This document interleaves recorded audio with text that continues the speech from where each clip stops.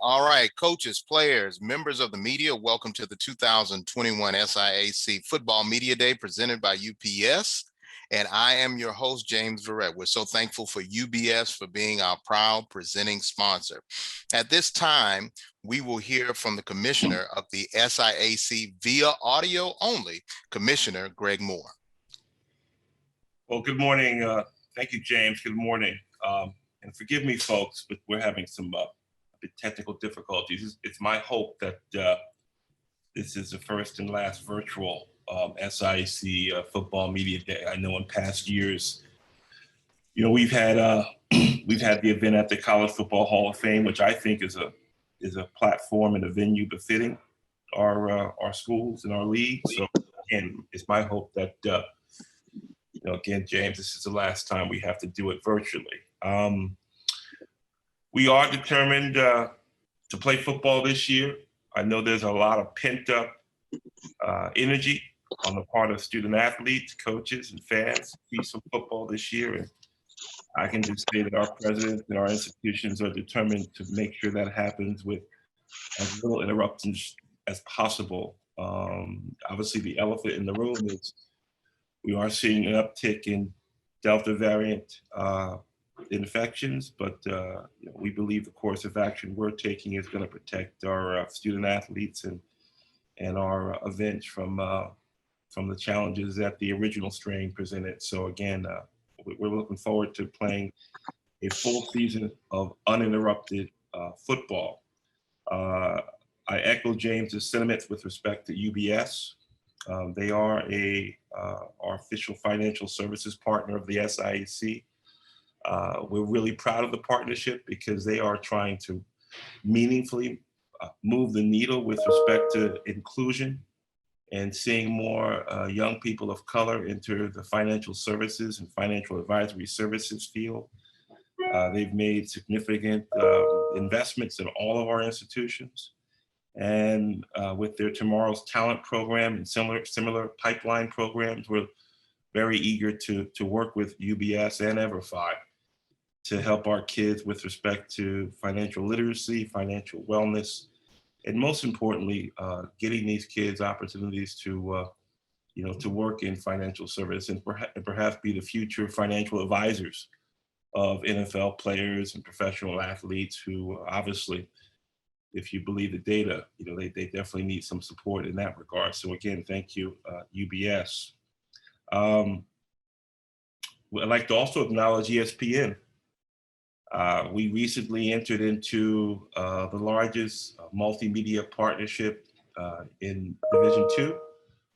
This year we'll have 22 games on ESPN platforms. That's the most amount of games that ESPN will have on involving any Division II conference.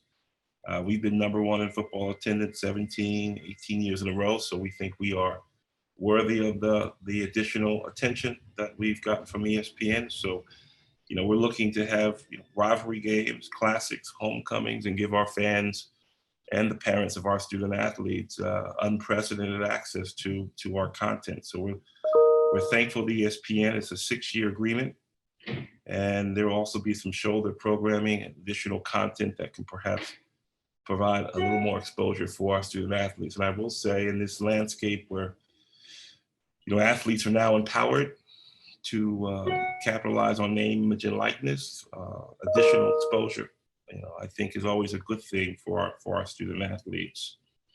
Another bit of good news is, Edward Waters University, they recently became a university, is now a member of, has transitioned into the NCAA.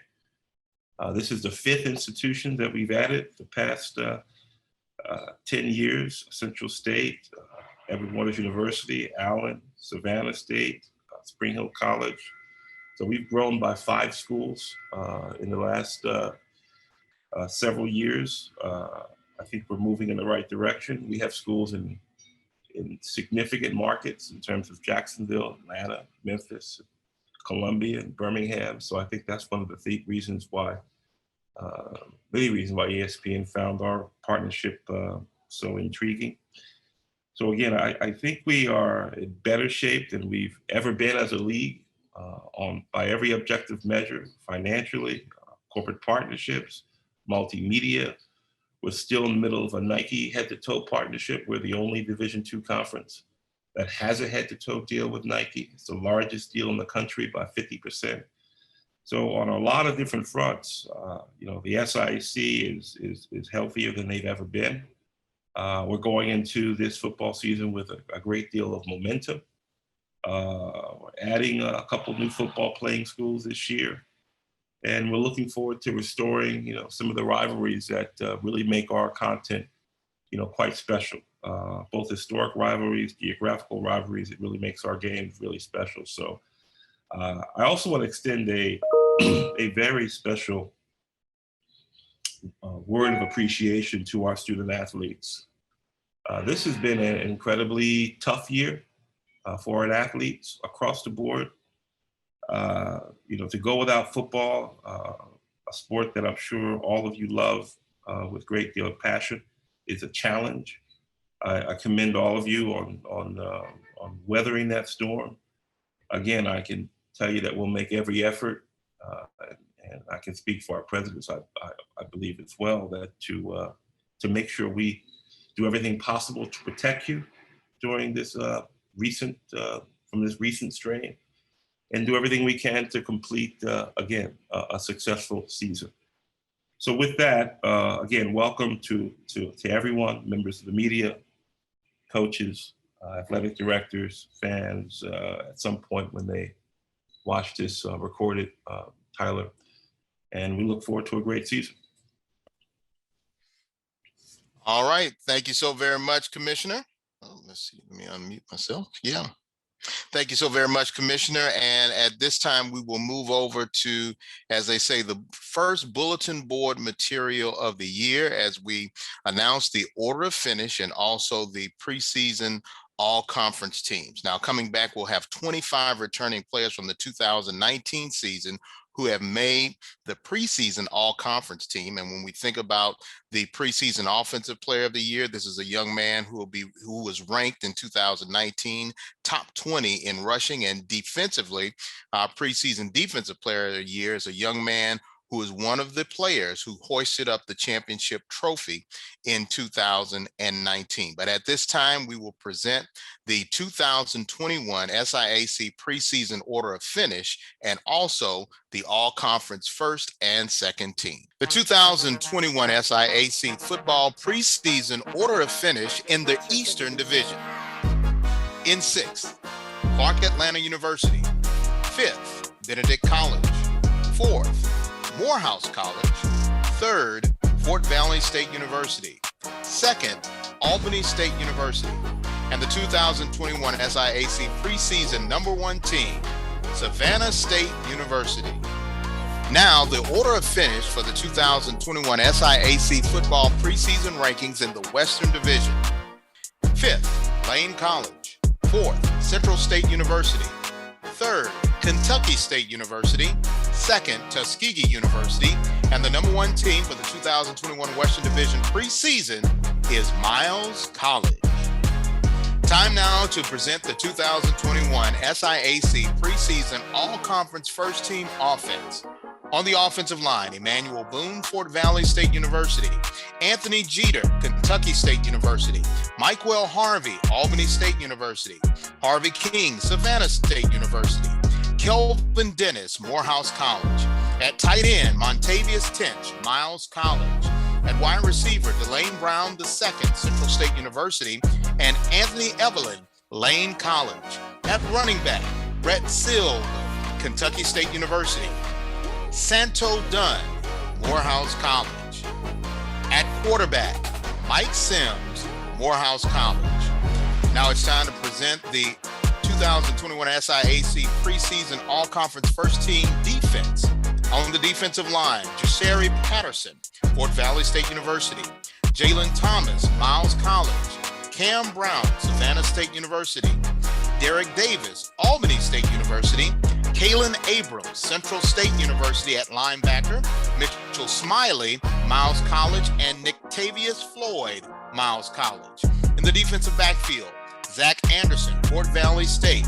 Naim Bozeman, Savannah State University. Coimba Jones, Albany State University. Diarmani Ridley, Savannah State. Now for the 2021 preseason all-conference first-team special teams. Gabriel Belinas, Albany State University. Fernando S. De La Mora, Morehouse College. Inaj Carter, Savannah State University. And Anthony Evelyn, kick returner from Lane College. Time to present 2021 SIAC All-Conference Preseason Offense Second Team.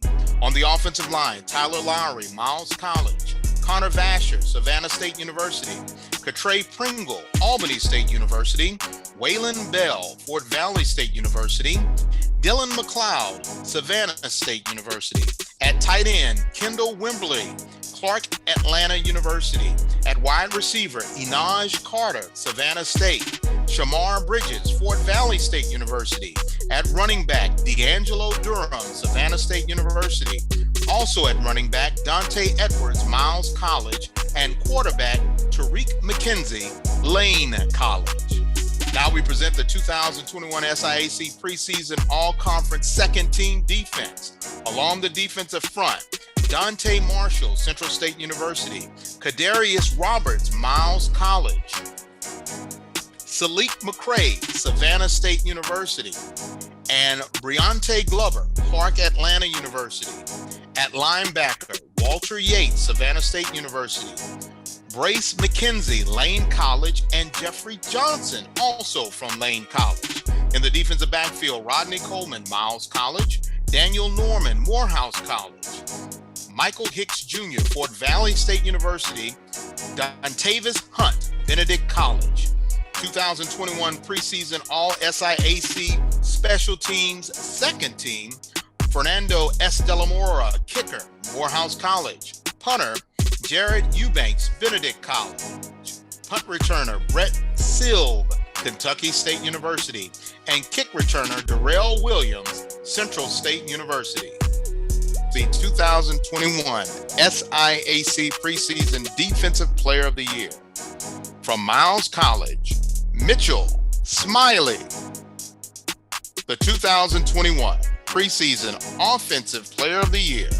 From Savannah State University, D'Angelo Durham.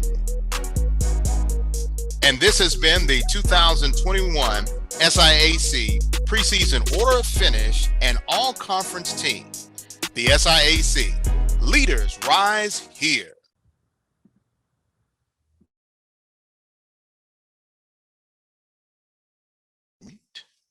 All right, and we're back. And the one thing about the preseason order of finish and also the all-conference preseason team is it is up to you to make it stick or to change it. You have control of your own destiny. Now we go on to our first school of the morning, which will be Albany State University. In his fifth year, Gabe Giardina is the head coach. And coach, are you right there? Yeah, I'm here. Good. All right, 2019, you hoisted up the Eastern Division Championship trophy and moved on to the championship game.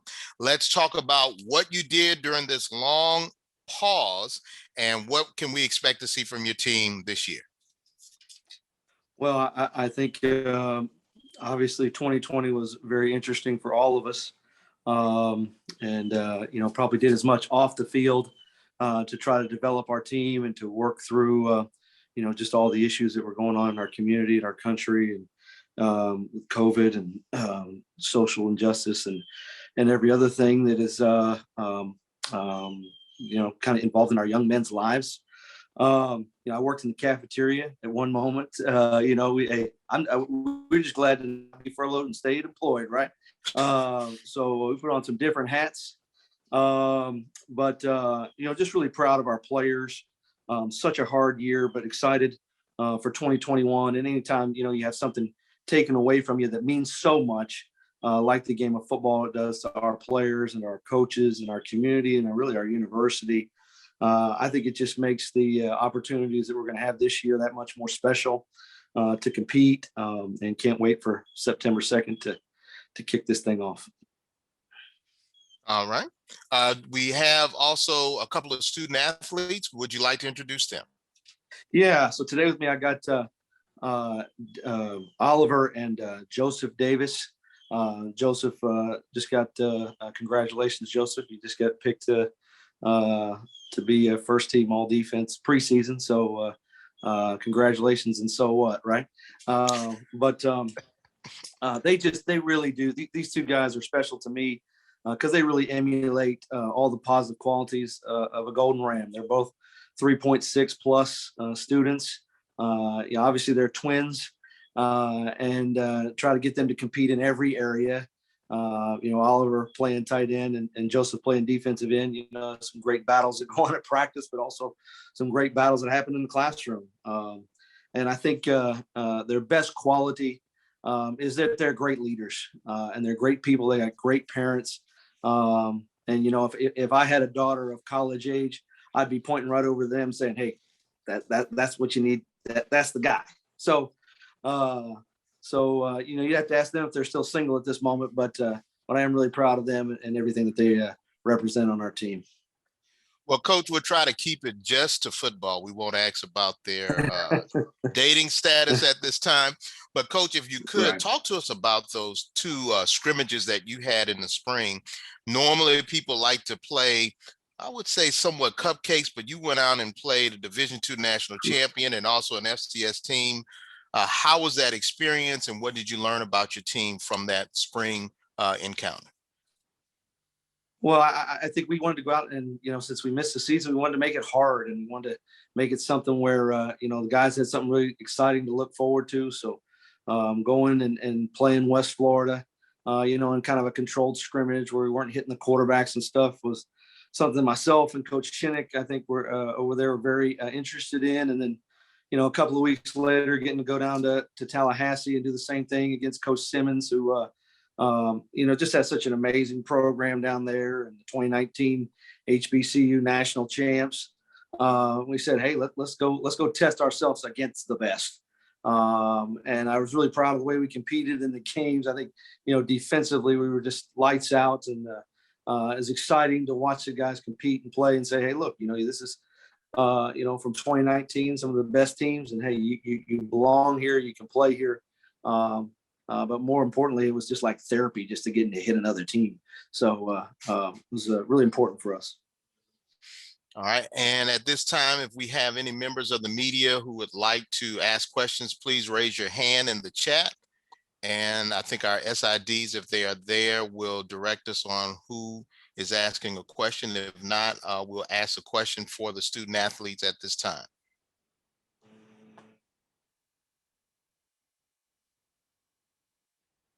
Okay, I don't see anybody raising their hand.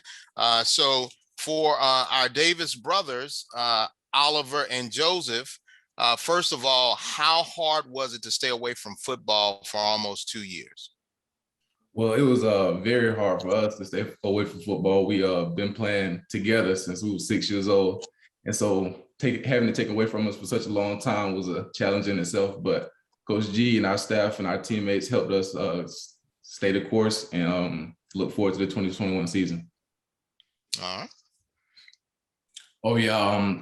Being that we played football all our life, like my brother said, just being away from the game, it was pretty hard, but training, staying up on the plays, keeping us focused, schoolwork, all that played in the role and kept us around like the culture of the team while we were away.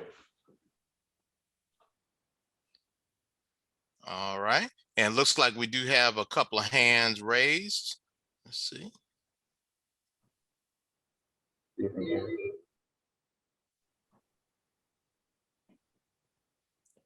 And you can go ahead. We'll begin with Paige.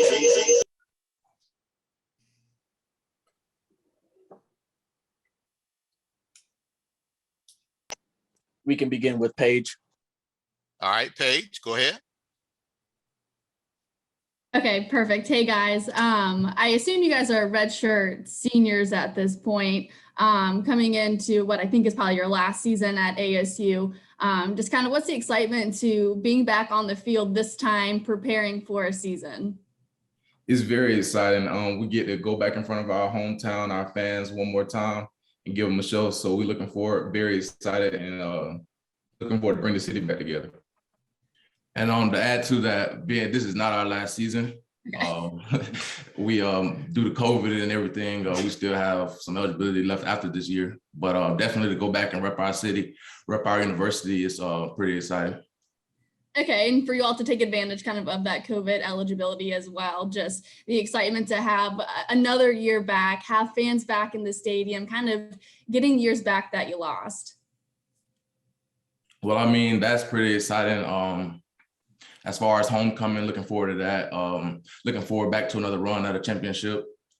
And I know the fans going to be electric. I've been hearing all around town about coming back together and watching us play. So hopefully that should bring breath back to our lungs.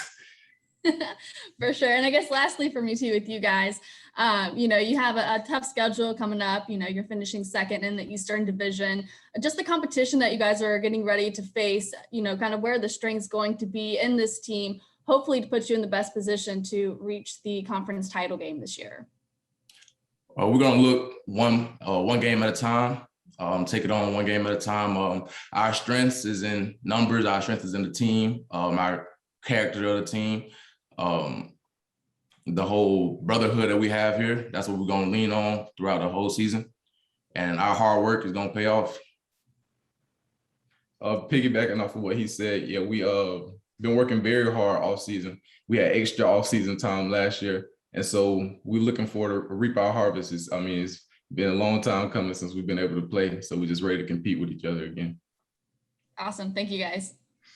Thank you. All right. Next, we'll go to Stephen Gaither. And before Stephen, just for some people who may be new to Zoom, if you go to the more side of your icon and click on that, you'll see where you can click on hand raised if you're a member of the media and would like to ask a question. Stephen Gaither, you're up next. Good morning, gentlemen. How you guys doing today? We're good. How about you? Good. You start off this, as you said, it's been a long time since you guys have played. You guys are going to get a chance to, how are you guys excited about playing a chance to play on national television, when you guys go up against Tuskegee? That's big time. I think that's more exposure for the conference and our university. A chance for us to put on and show whoever's watching what we have to offer, that this is real football and we play just like anybody else in the country. Yeah. And then secondly, I'd like to ask you, obviously, you talk about the extra year and the situation where, people have had more options this year in the transfer portal. Was there ever a temptation with you guys not playing? Was there ever a temptation for you guys to maybe see if you would land somewhere else, or, was there ever any thought of that? And if so, what kept you at ASU? No, there was really no temptation. I mean, we from Albany, Georgia, so Albany is our home, and it's where we're looking to stick it out at. And yeah, to answer your question, our loyalty has been with this team since we transferred in, and just to go through a little adversity, we were going to overcome it with the team that we went in it with. So no temptations on transferring or taking the easy way out was an option. Gotcha. Thank you guys a lot. Good luck this season. All right, thank you. All right. Do we have any other questions from members of the media before we wrap up with Albany State?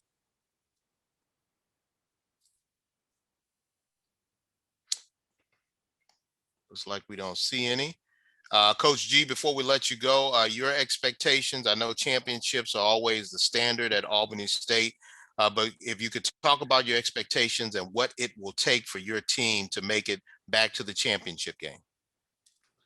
I think, the big thing that we're just trying to focus on, James, every day is getting better. Kind of our big theme for the year is this verse out of 2 Timothy 4. It talks about fighting a good fight, keeping the faith, and finishing the race. And if you do that in your life, you're going to receive a crown. So whoever wins this league every single year gets a ring, right? But for our guys and our program, we're trying to get them to focus on doing life the right way for the long term. so they can get that crown when they go to heaven. And so that's our focus, man. It's just fighting a good fight every day, keeping the faith when things look like they're going against you, and finishing the race. So that's kind of our process, and that's what we're going to stick with, and that's why we're a family, and that's why it's special to be a Golden Ram. All right, coach and players, we thank you so very much for joining us, and good luck to you coming up this fall. Thank you. Thank you, and good luck all the coaches and players this year. It's a great, man, what a group of people, and excited to get to compete again, and just want to wish everybody luck. All right, let's move on. Now we have a new member of the SIAC, Allen University, the Yellow Jackets, and their head coach, Teddy Keaton, is not a stranger to the SIAC. He was formerly the coach at Stillman and a graduate of Stillman, and now he is at the helm with the Yellow Jackets. Coach Keaton, welcome, and if you have an opening statement, you can do it at this time. Well, thank you for having me. Glad to be back in the SIAC. I'm just happy to be here. Very good, very good. As when you look at your team, this has been a long process. At any point, was there adversity that you said, I don't know if we can overcome this, or were you just prepared for everything that was thrown at you? I think that's what's the fun part about the process. A lot of people fall in love with the end results. They only see the end results. They only see what happens on Saturday. But the process is what keeps you coming. It keeps you going to work every day. It gives you an opportunity to build something from the ground up. You knew there were going to be road bumps in the road. You knew things were not going to always go the way you wanted them to go. But you knew every day there was going to be a new challenge that you can overcome. And teaching your kids, I think this is the best process that I could have ever been a part of, to teach my young men that this is life here. You're going to have ups and downs. There are going to be times when things are not going to go the way you want it to go. There's going to be times when things just don't add up. But at the end of the day, you got to keep moving. We got to keep rolling with the punches and keep doing things the right way. I have a motto all the time. We're going to do right, not just sometime, but all the time. So we're going to try to find a way to get it done and finish things. I understand that. That sounds very good. When you look at your approach offensively and defensively, a lot of people may have not seen you in a long time, but they remember you in your days at Stillman. How much has your philosophy changed from when you were coaching there to where you are now at Allen? I think it changes every year. I think every year you get a new team. Everybody talk about the returners. Everybody talk about the new kids you add. Every year there's a new team that shows up. There's a new body. There's a new mindset. There's a new chemistry. There's a new set of athletes that you got to develop into a process that helps them become what you make up your offense and your defense on. I tell coaches when I interview them and I hire them, and they say, I'm going to run this offense, I'm going to run this offense, I'm going to run this defense. Well, you don't even know what type of players you have. So the first thing you have to do is you got to identify the people that you have, and you got to find a system that can work for them, that'll give you the best chance to be successful and to be able to execute at a high level. Some days, at Stillman, I had got real advanced. Here we haven't made it to that point yet, but we're getting there slowly but surely. And I'm happy with the progress that we're making. They're obviously not turning into wins, but there were a lot of close games, a mistake here, a mistake there. That's a part of the process. So we'll keep doing what we're doing, and we'll figure out what works for us, and we'll bring that to the table. All right. Before we open it up to members of the media, could you introduce the players that you have here at hand? I have with me my quarterback, Noah Schuman. He's from Utah. He has a 3.87 GPA. Very, very good kid, very intelligent kid. And then I have Richard Hayes Jr. from Atlanta, Georgia. He has a 3.6 GPA, and he's my defensive end. He's my leader. He's the captain. These are the two captains of my team. They've been with me since day one, and I'm proud of the work that they have. Through the good, the bad, the ugly, they've been here, and they deserve the opportunity to be on this stage. And we're all excited about the opportunity to play against the SIAC, the opponents. We're just excited to be here. Very good. Now we'll open up to the media. Stephen Gaither, you're up. Okay, Coach Keaton, how you doing today? I'm doing well. Great. Just wanted to ask, this has been a multi-year project building this program.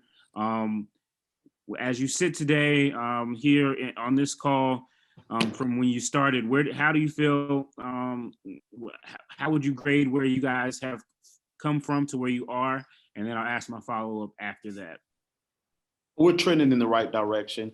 We started a lot of great process. The great thing about it is you watch a team when you show up and you start a team in 6 months. I got here in January, we played in August. We had 72 players here in June ready to go to camp. We won our first ball game that we played. We won a couple ball games along the way. We beat a couple D2 clubs. We were very close in the games that we played. So I'm very, very happy as far as the buildings, the locker rooms, the weight room, Dr. McNeely's leadership.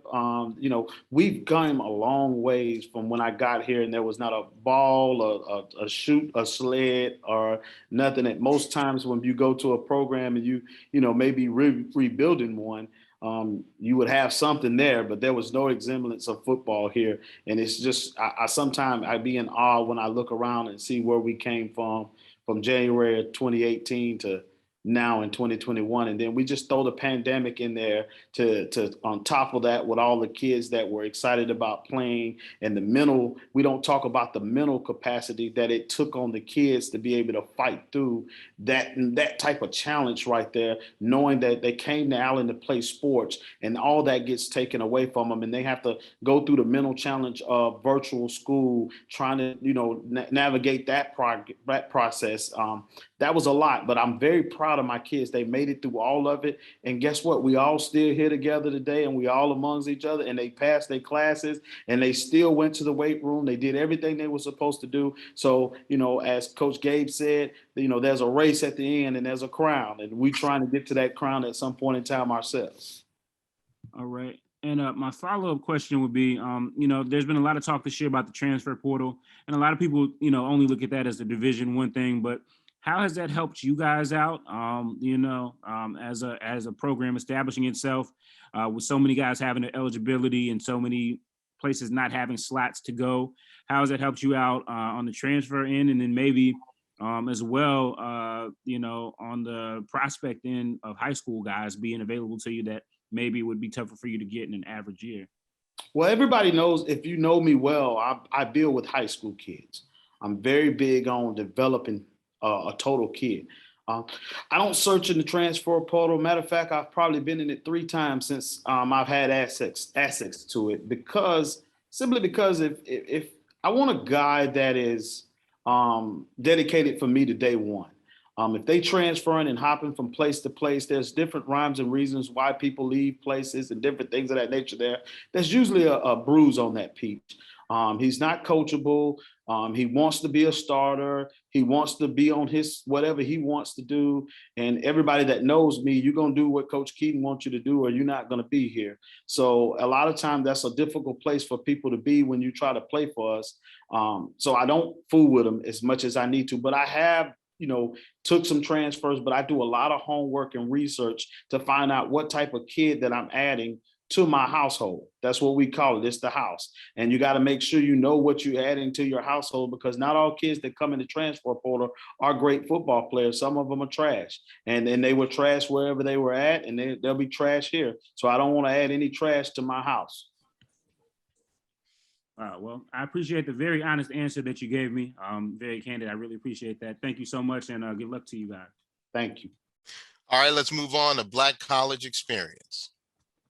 Hey, Coach, Keisha Kelly, Black College Experience. I think you actually went into the question that I was going to ask about the mental state, because like you said, most times people don't ask what that mental state is like going through a pandemic. So for the quarterback and for the team, what has that mental state been like for you guys going through the pandemic? The mental state of our team throughout this pandemic, we just took it as an opportunity rather than, a downfall or anything. An opportunity to make sure we really got on the same page. I was out with my receivers when we were all at school. I was out with my receivers 4 to 5 times a week, getting chemistry, working out together. So we took it as an opportunity to get better, and it did suck not being able to play, not being able to actually go out and play against other people. but we looked at it as an opportunity to get better and to really refine ourselves, especially on the offensive side of the ball. And so did y'all do anything, like any type of team building activities? Because I know in some conferences, like they did like team building skills, like some kind of fun things, anything that y'all did outside, like away from football? It was kind of tough, to have like team sanctioned things because of the pandemic and having to socially distance and, mask up and everything. But we definitely, working out together built a lot of chemistry, but playing Madden, doing virtual things like that, video games, hanging out with your roommates, all that stuff, so we are a lot closer of a team over these past couple of years. And before I let you go, who won on Madden? Tell the truth. Who won the video games? No, undefeated. Never lost. Good luck on this season, man. Thank you. Keisha, I'm going to add to your comment there. A lot of this is we talk about the fact that we look at it in a mental state of we get to, not that we have to. So a lot of times we was blessed for the opportunity to be able to still be amongst the living. So every day I told my kids, you don't have to, you get to. So the fact that we get a chance to be able to go out and work out, even if it's in groups of 5s, be happy that we can do this and you still got breath in your lungs and you're able to compete. Don't lay in the bed every day and be in doubt. Correct. Do we have any other questions from the members of the media? If Black College Experience and Mr. Gaither, if you guys are done, please put your unraise your hand so we can make sure that we take care of everybody, correct? Mr.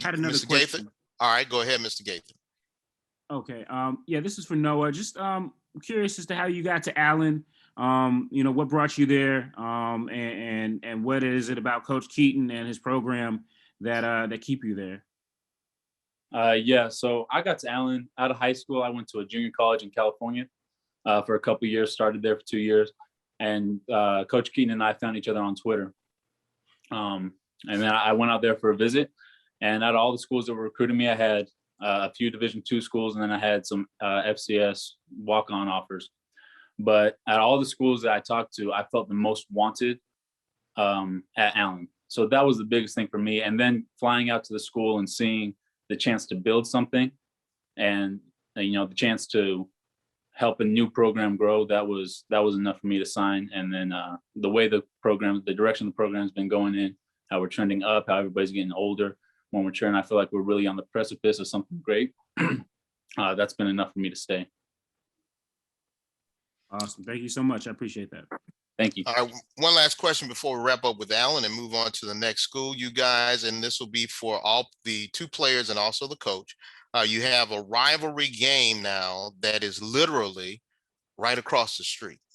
So how is that dynamic, and how excited are you to go up against Benedict College? Well, I'll start off. Yeah. I treat every game the same. I don't put no game to be no bigger than no other game. I let the fans, build the rivalry. And yes, we're excited about the opportunity to be able to play in the SIAC.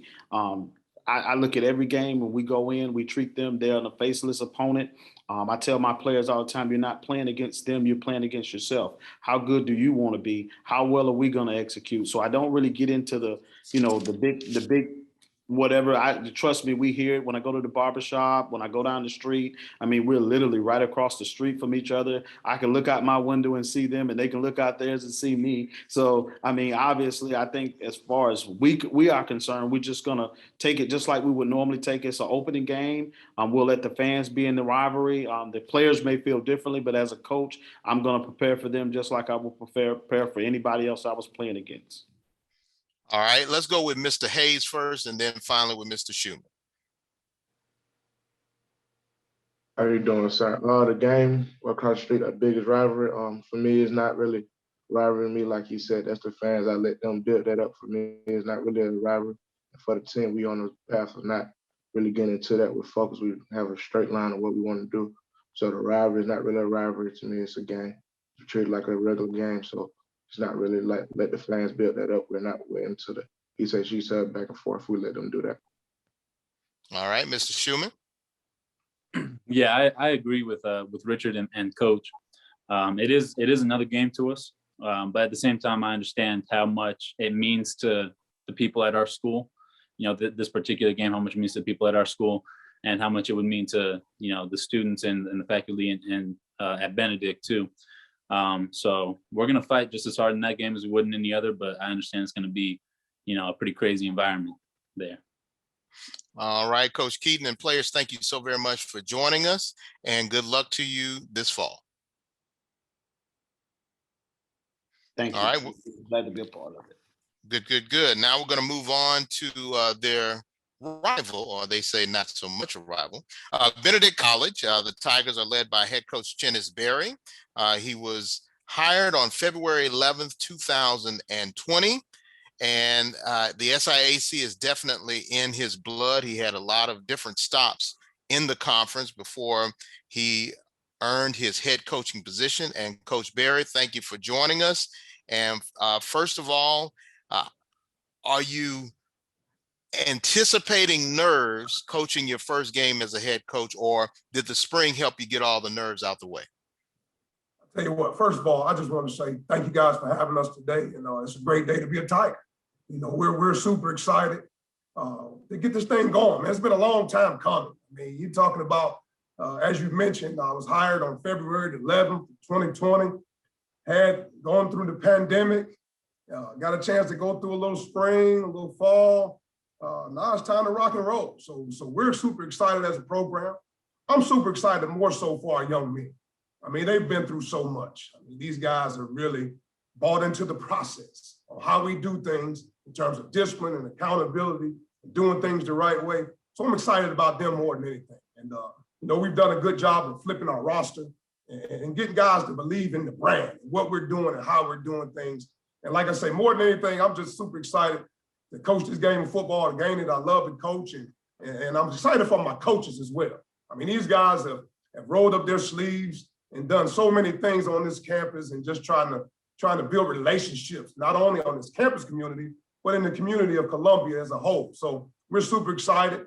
They've grinded in terms of recruiting and changing our brand and how people look at Benedict College football.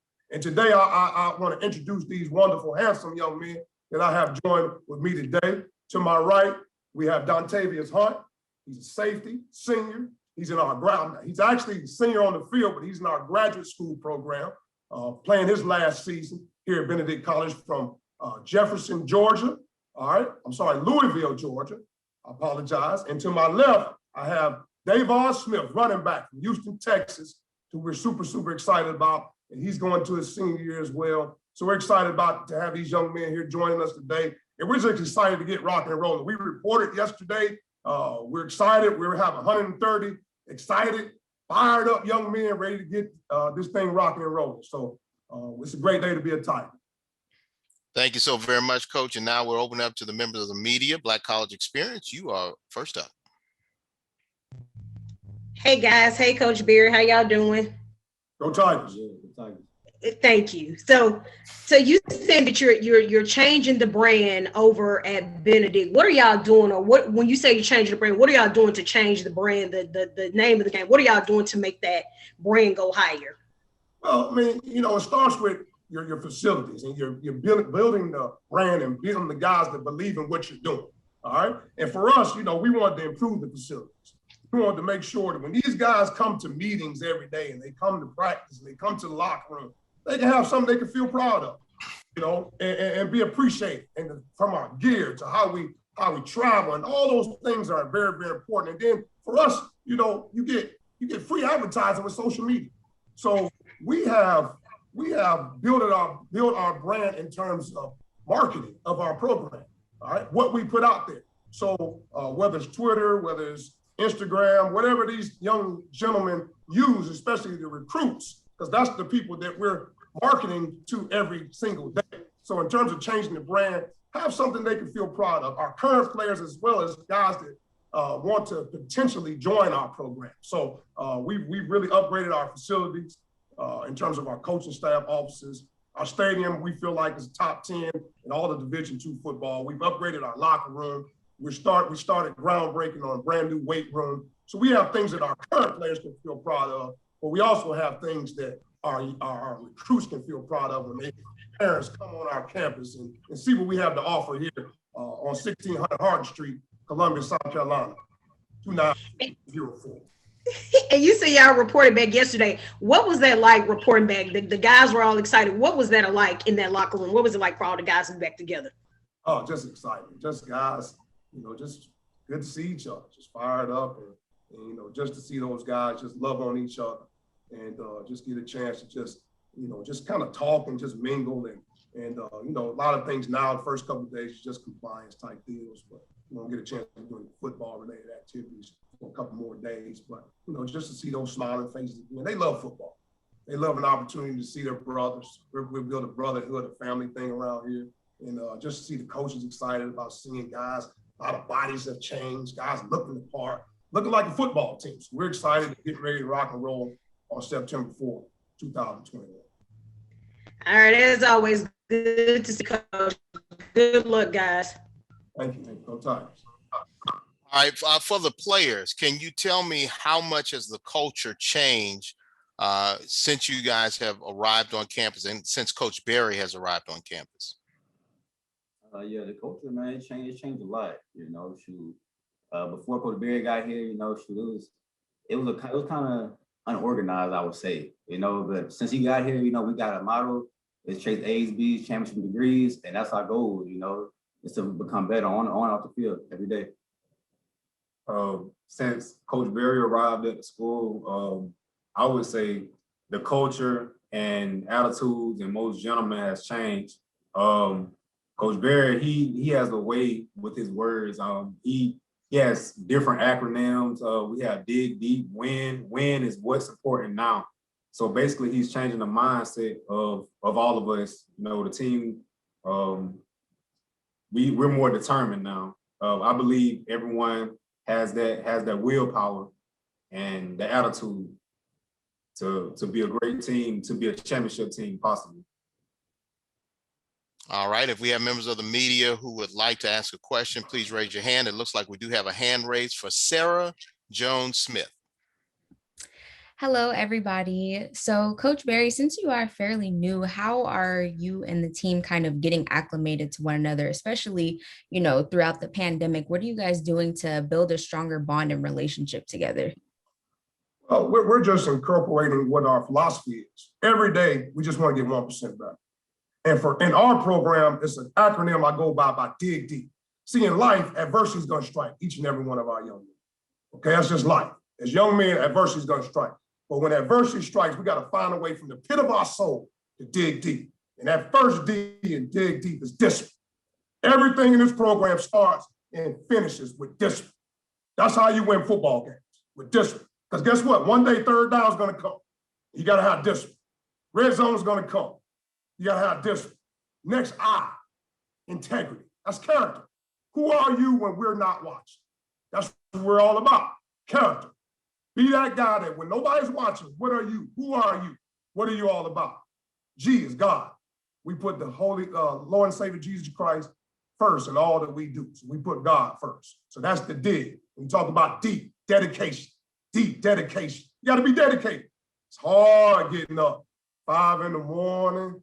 You got to go jack that steel at 6 a.m. You got to be at study hall. You got to be at practice. You got to do all those deals. So it's tough to be a student athlete. So you got to be dedicated. Effort. A football play lasts 4 to 5 seconds. You got to give me all you got for 4 to 5 seconds. Because I promise you, every day, I'm going to give you all I got as your head football coach here at Benedict College. Execution. You got to have a plan. All right? You can have a plan all you want, but you got to go execute in the game of football as well as the game of life. And pride. Have that type of pride. We don't walk around this campus with other people's uniforms and T-shirts and shorts and all that about other people. We don't talk about other people. We talk about Benedict College Tigers, and we're proud to be Tigers. So again, just bringing that aspect on how we do every day. This is us every day. We don't have to change who we are day in and day out. This is our brand. This is what we're all about. And it starts with that D in discipline. That's amazing. Very inspirational. Thank you so much. Best of luck. Hey, go Tigers. Best of luck. All right, we're going to move on to Michael Jefferson. You're up next. Good morning, Coach. This is Michael Jefferson with YourStreet.tv, representing Block Sports.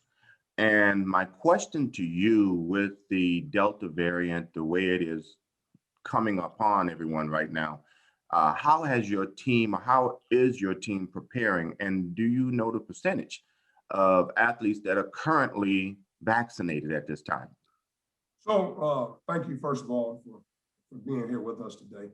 I'll tell you what, I'm a praying man. So being that I'm a praying man, you know, the good Lord told me a long time ago, and I try to do research and just talk to different coaches around the country and different places and all over the United States. I got buddies all in different leagues. And one of the biggest things that I tried to push is, what are other teams doing? So all summer, I've been praying on it, doing research and sharing different information with all our players on how important it was to get vaccinated.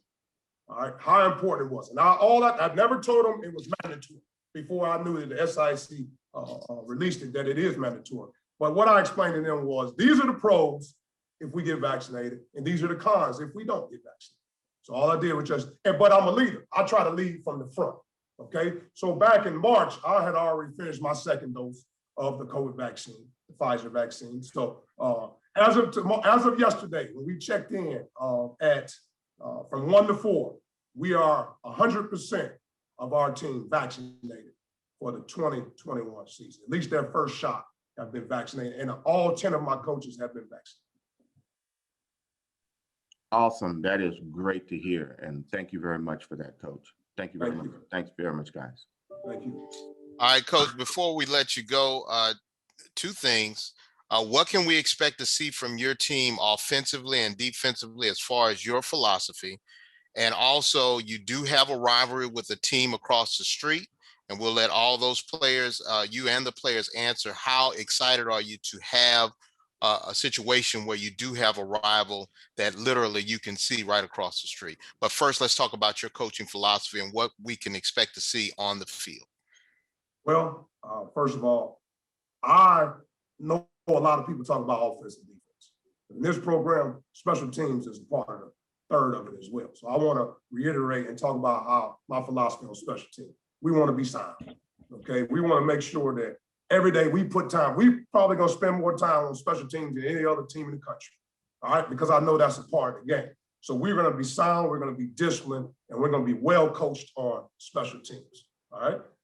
On the offensive side of the ball, again, discipline. You know, I've been preaching to my guys that it's going to come down to discipline. You know, schemes, I mean, everybody's got schemes, but ultimately at the end of the day, where are you when the ball snaps, when it's 3rd and 8? Are you going to be to where you're supposed to be and convert on 3rd down? When we're in the red zone, are you going to convert when we're in the red zone? By being disciplined, all right? It doesn't matter what scheme you have. If you don't have discipline, you don't have anything. And on the defensive side of the ball, same thing, discipline. It's going to go back. You're going to see a disciplined football team when you see the Benedict College football Tigers go out each and every week. So to answer your question, we're going to be on offense, discipline, defense, discipline, special teams, discipline. That's what you'll see with Benedict College Tigers. All right, and we'll start with the players and end with you, Coach. Having a rival that's directly across the street, how excited are you about playing Allen University? I'm very excited. The team very excited. You know, it's always good when you have a rivalry. The community, they get excited about it, riled up. But shoot, you know, you keep the main thing, and that's about 1-0 every day. So right now, my focus is in camp and getting better every day for Tigers. I'm pretty sure everyone is pretty excited about playing Allen. You know, it's been a couple of years, well, 50, 55, if I'm not mistaken, years since we played Allen. So everyone is pretty excited, mostly the fans. But Coach Barry, he try to instill in us that we need to treat every opponent the same and go in not looking at them as the underdogs or looking at any opponent as the underdogs, but to go through and compete with the best of your abilities with all you got. All right, Coach Barry, your final word? Well, we have a 1-0 philosophy around here. Everything's 1-0. We want to win the day. See, we want to be the best we can be on July 29, 2021. Just win the day. We don't worry about other opponents. Just win the day. If we worry about winning the day, and then we win tomorrow, then we win the next day, it'll come. But in terms of playing Allen, I mean, I'm excited. You know, everybody's excited. I mean, you're talking about These two teams hadn't played since, I think, 1966. So I'm more excited for the fans. You know, the old alumni to be able to come back and watch and see 11,000 screaming fans at Charles Johnson Stadium. See, that's what I'm excited about more than anything, to be able to see these young men that put so much time and effort into the work that they do every day to get the fruits of their labor and see at the end of the day who ends up 1-0. So our philosophy in this program is just win today, be the best we can be every day, and the chips will fall where they may. Go Tigers. All right, Coach, thank you so very much to the players. We also thank you. Good luck to you this season, and we expect to see big things from you this fall. Thank you, Coach. Right there, Tigers. Go Tigers. All right, now we're moving north to the state of Ohio for the Central State Marauders. Head coach Bobby Rome. He was announced as head coach on February 10th. Bobby Rome II will be in his first year. He comes from Virginia Lynchburg, and I think they have new turf. They're going to have a new track, but also they have a fantastic classic that they'll be playing on August 28th, the Classic for Columbus in Columbus, Ohio, in Ohio State University Stadium. But we are joined now by head coach Bobby Rome. Thank you for joining us. And coach, a lot has been thrown at you and you haven't coached a game. How has this process been going for you? Well, I would say the process has been the process. You know, we take it one day at a time and we just focus on daily improvement, trying to get better every single day and controlling what we can control, not only as coaches, but as a program as a whole. Our student athletes have done a tremendous job doing that. We challenge them day in and day out, meet our expectations. I felt like so far they've been meeting that. All right. Could you introduce the players that you have at hand today? Yes, sir. We got Robert Corbin, who's tight end for us, a great leader, will be one of our captains. And we also have Abrams, who's been a tremendous leader as well. On the defense, linebacker, both student athletes carry above a 3.0 GPA, and they've been tremendous leaders. And they've been a big part of how we kind of stay together through this pandemic. Okay. And remember, media, if you would like to ask a question, please use the hand raised on your app. Coach Rome, your process to get to Central State and become the head Marauder of the Central State team, how was that process, and was this a dream come true for you? It was definitely a dream come true. As most of you guys know, at Virginia University Lynchburg, we didn't have a lot of media attention and all the other stuff that, you know, comes with being in the SIAC. But truth be told, we just line up and hit folks in the mouth, and we line up and do it again. And I feel like joining the SIAC, we're going to try to bring that same enthusiasm. You know, we're not here for the song and dance. You know, we're here to win football games and get guys across that stage and earn their degrees. We're going to bring in the best student athletes possible across the country, and we're going to compete. At practice, we're going to compete in everything we do in the classroom, and we're going to compete with young men and women outside in the work world when our guys cross that stage and they're done here at Central State. All right, Nick Novi, you're up.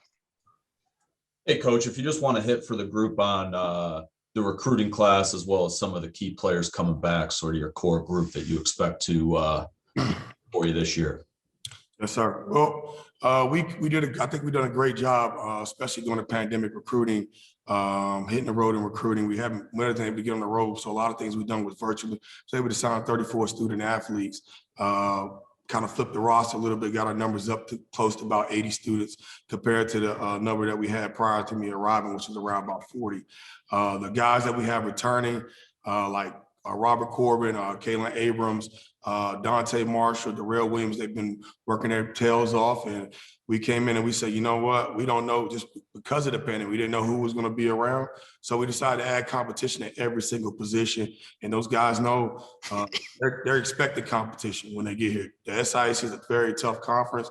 And, you know, we tried to bring in as much competition as possible, whether that's through the transfer portal, whether that's through high school. We tried to hit, you know, all avenues. We wanted guys that played this past spring.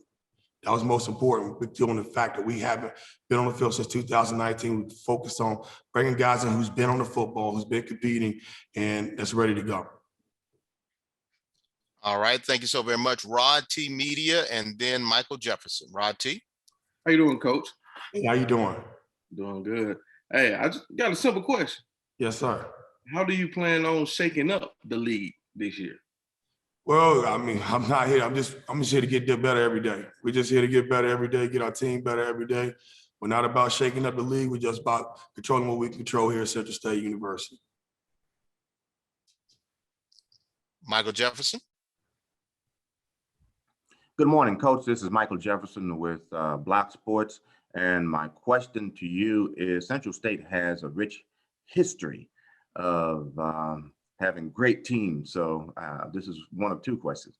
So what are your plans, even though you've just started that, but what are your long-term plans of bringing that rich tradition back to Central State? Well, first and foremost, we have to embrace it. We have to embrace it. We have to know about the tradition. Our current student athletes have to know the national championships that we won here at Central State, and we have to meet them halfway. And I think our administration has done that with all the upgrades to the facilities. They're showing that we won national championships here, and that's the expectation coming all the way down from our president. He just doesn't want to win football games. He wants to win a national championship. And him and our athletic director also understand that in order to make that a priority, then we're gonna need the facilities, we're gonna need upgrades to the meeting rooms, and we're gonna need upgrades to the staff. And I think we've accomplished that as a whole. We had older players like Hugh Douglas, Eric Williams. That I've been on the phone with them, and they're excited about what's going on here at Central State. As far as getting other people to understand our tradition here at Central State and understand that we have won national championships here. We have been competitive here, and Ohio is a great state for football, and they play good football here. I mean, and we're going to do what we can to get as many Midwest kids as possible. We're going to drive on down south and see what happens. Yes, I'm in Indianapolis, so I've seen quite a bit of Central State, and you guys have, as I mentioned, you guys have a great tradition. And my last question for you that I'll pretty much pose to each school is, what percentage of your players are currently vaccinated, and how do you plan to prepare for this Delta variant and any other variant that comes up? Okay, well, we encourage all our student athletes and students and faculty to get vaccinated. That's something that I think Dr. Thomas has been forward thinking about since he's arrived and since this pandemic has came about. As far as I know right now, majority, and when I say majority, I mean a large number of our guys have been vaccinated, and we have a plan to get the rest vaccinated going forward. So we're just kind of siding with the league right now and just encouraging guys to get vaccinated and just trying to make sure our student athletes are safe here at Central State. Awesome. Thanks very much, Coach. Thank you. All right, let's go back to Rod T.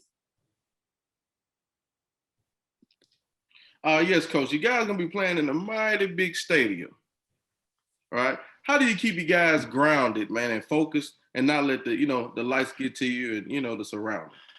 Yes, sir. Well, like I said, I let them understand first and foremost that they're playing under a big time tradition here at Central State as well. We're going to take our tradition here at Central State and we're going to bring it to Ohio State, to the Schuman, and try to put on a show. I just believe that, a lot of our guys are from the state of Ohio. So, they're growing up with aspirations and, wanting to play at Ohio State, but now they're wearing a Marauder uniform, and they're proud to be Marauders. I think it's a big step in the right direction for us to go out there and basically get the folks in Columbus HBCU experience, and we're excited about that platform and that opportunity. Nick Novi. And this question is going to be for the players. So Robert and Kaylin, if you guys could unmute, I'll go with Robert first, and then Kaylin, you can follow up. You guys have been here, seniors now. So new coach. And as you can see behind me in the background, brand new football field and about to be new lockers and things like that. Talk about the evolution from your first time here to now entering your senior season and sort of the expectation and the changes. And Robert, go ahead first. For me, when I first got here, it was a very bad grass field. I remember we couldn't even practice on it. We had to go over to the practice field, and it was just very hard to really understand the culture here because I transferred in here. And now that Coach Rome came, there has been a lot of changes that has basically made me and the other recruits and other players feel better here at Central State. And we feel like Coach Rome has really had he changed the trajectory of Central State in general. Not even with athletics. Like he made us go hard in the classroom, and even in workouts when we're working on our own, he made us bond together as well. And Kalen, same question to you. My first time coming in to now being here all 4 years, it's just been pure dismantling in a good way. Like with the new coaches and Coach Rome along, that dismantle certain attitudes, dismantle personalities, contempt behavior on the field, in the classroom, being content, being mediocre. Just destroy it, dismantle it, and start literally from ground zero. So now we got to field new resources, new faculty. So just a lot of changes in a good way. So I'm excited for it. I'm glad for it. All right, Rod T. This one is also for the players, both players. What's something that coach has already instilled in you guys that you would take with you outside of football? For me, he said all the time, opportunities don't go away, they go to other people. And that really stuck with me. That was the first thing he said to me when he was in an interview and he was applying for the job. And that really stuck with me. And I could see in his eyes that coach really, he wanted to change for this program. For me, just treat every day like the last day. Don't waste no days.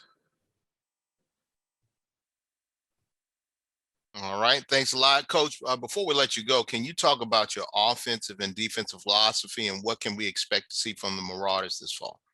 Okay, well, I'm like Coach Barry over there at Benedict. I like to start with special teams as well.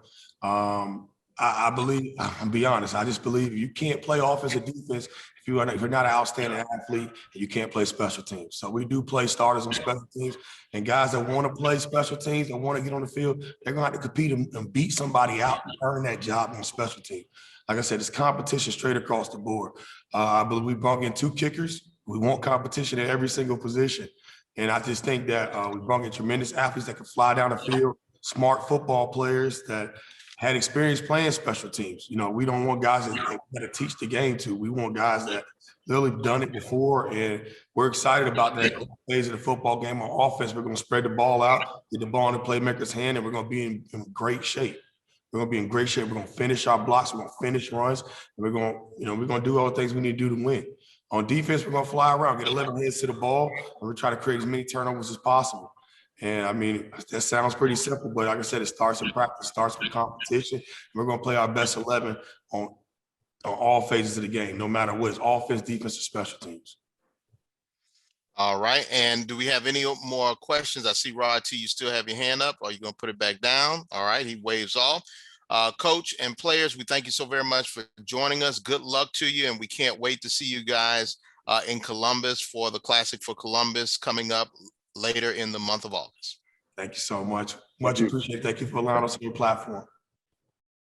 All right. Thank you so very much. Now we move over to Clark Atlanta University, head coach Tim Bowens.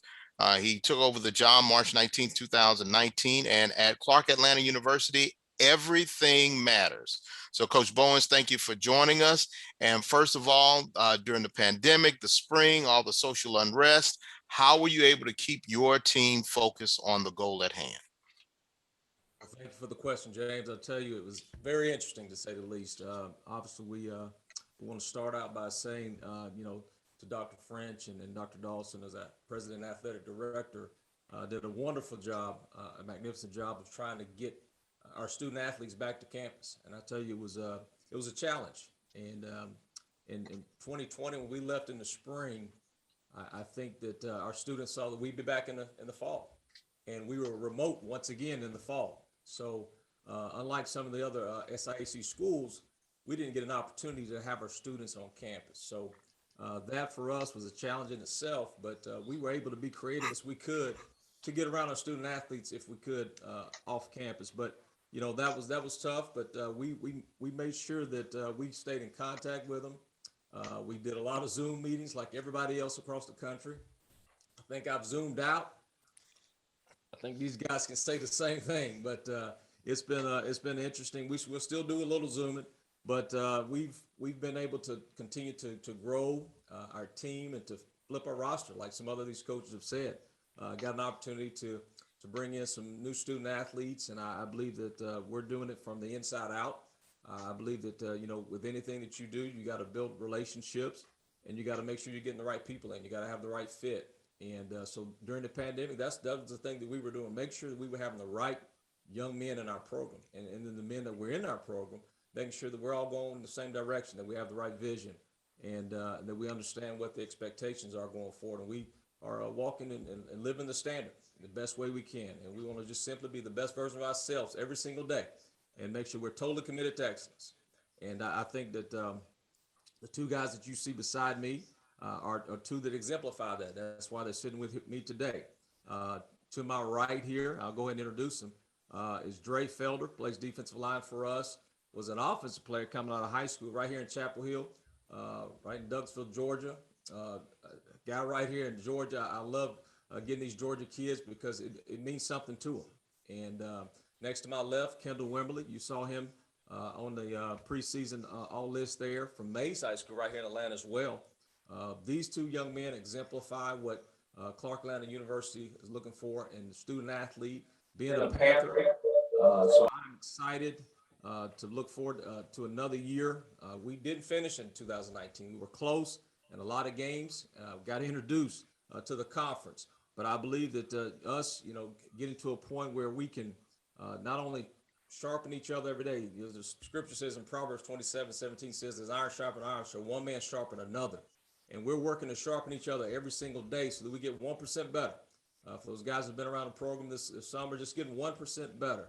And I believe that they're committed to doing that. So these guys have shown that they want to do it the Panther way. And so we're excited that we can bring that forth each and every day from our student athletes. And I'm excited. All right. And we do have some questions from the media. ADD's iPad, you're up. I'm Ed Seymour. I'm the SID here at Clark Atlanta. And my question to you, Coach, is this.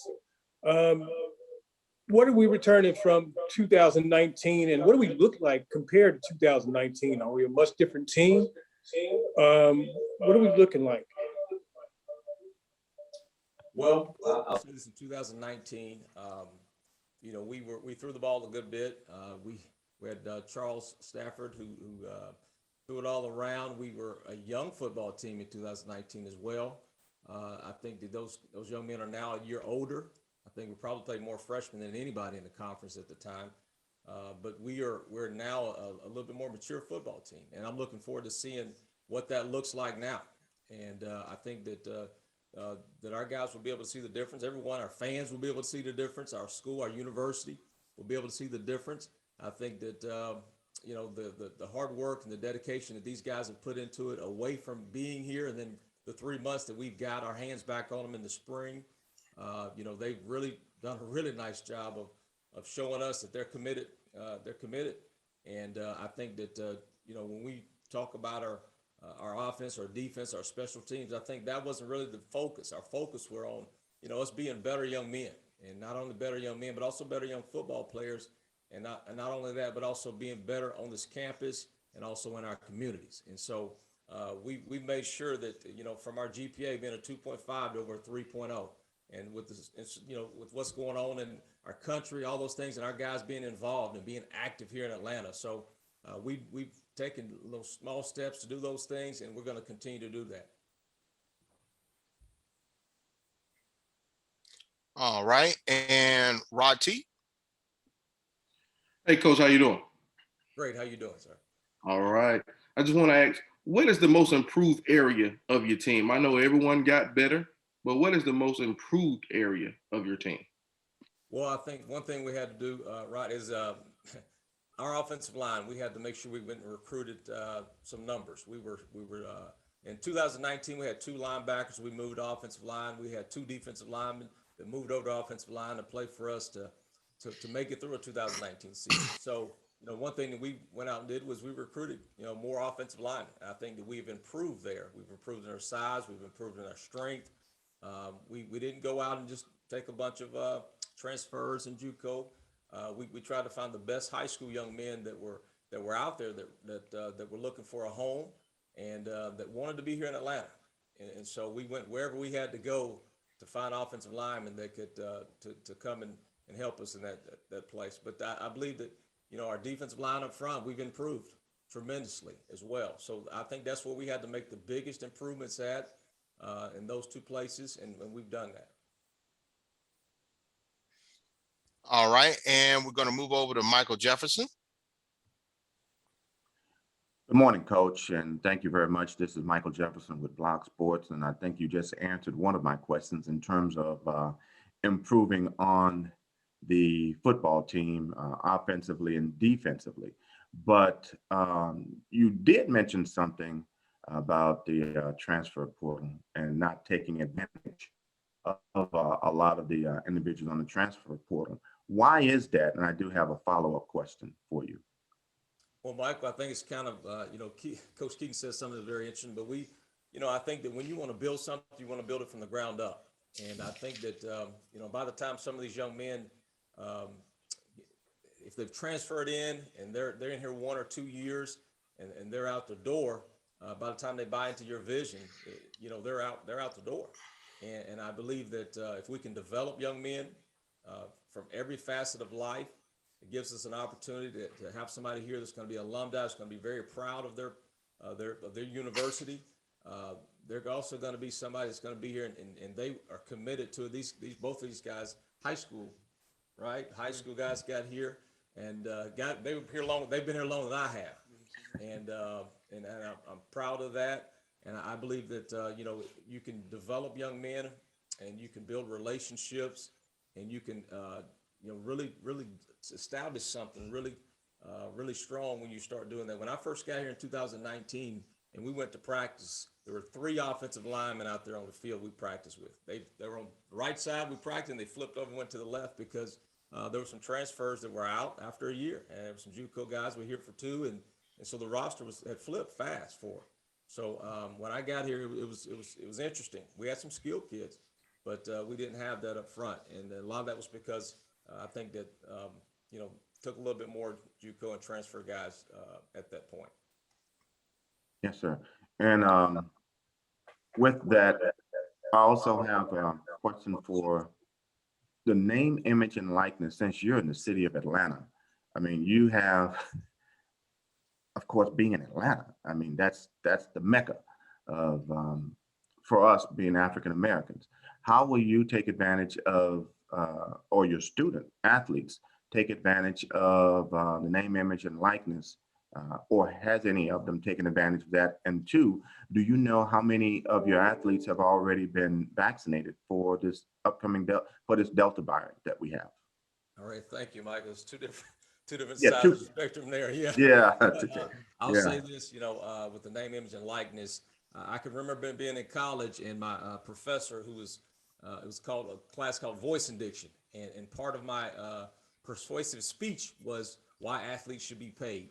And he was very upset because he could pull up on the grass at the University of Alabama and park his car, but he'd see everybody coming to the football games and they park everywhere. And so we talked about that, and I said, well, how many millions do you think this university is able to receive because of football program? And we got into debate and all these things, and I think that anytime that you can give student athletes an opportunity to gain some type of monetary benefit from what they do, I'm okay with that. I don't think that that we're getting to a point where it'll be like pro. I hope it continues to stay in the college game. I think that these young men are asked to do a lot. I know that at our level it's a little bit different, but I think that if they can take advantage of it, I'm okay with that. I don't have a problem with that at all. Being here in Atlanta, there should be opportunities. I think our guys, they have a lot of internships and things that they do. And I think that there'll be a tremendous amount of opportunity for our guys to tap into that if they can. The next thing about the vaccination, of course, here in the AUC, we've been a little bit different than most universities, but we've been on our guys about just making sure they make the right choice, making the right decision so that they can be prepared to play in the fall and make sure they handle their business. So for us, we probably got about 96 out of the 116 that are vaccinated right now. So we've got a good number. We've got, some work to do as far as, testing. We test twice a week right now with our young men that are here. We do some testings. And so I think we'll probably stay at that procedure, that policy with that percentage that we do have right now. I don't know. We may have some more that'll be fully vaccinated and have their second shot. So we've encouraged them, and we told them we want them all to be there. We want them to be safe. We come back in the spring, and we had a lot of policies and procedures and dressing in different locker rooms, and so many at this time and so many at that time. At least we feel that we've gotten past that part, and we're hoping to be at a very, very high percentage. Thanks, Coach. Thanks very much. Thank you. All right, Edge, you're next. This question is for Kendall and Dre. 2019 was a tough year. You guys were part of a team that won. Had a tough year, but there were 6 games you lost by 7 points or less. So you were in a lot of games. How does that carry into this season in terms of doing much better than 2019? So Kendall first, and then Dre second.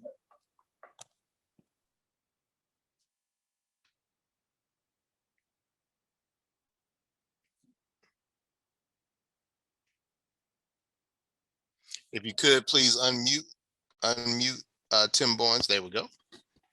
All right, start over there. There you go.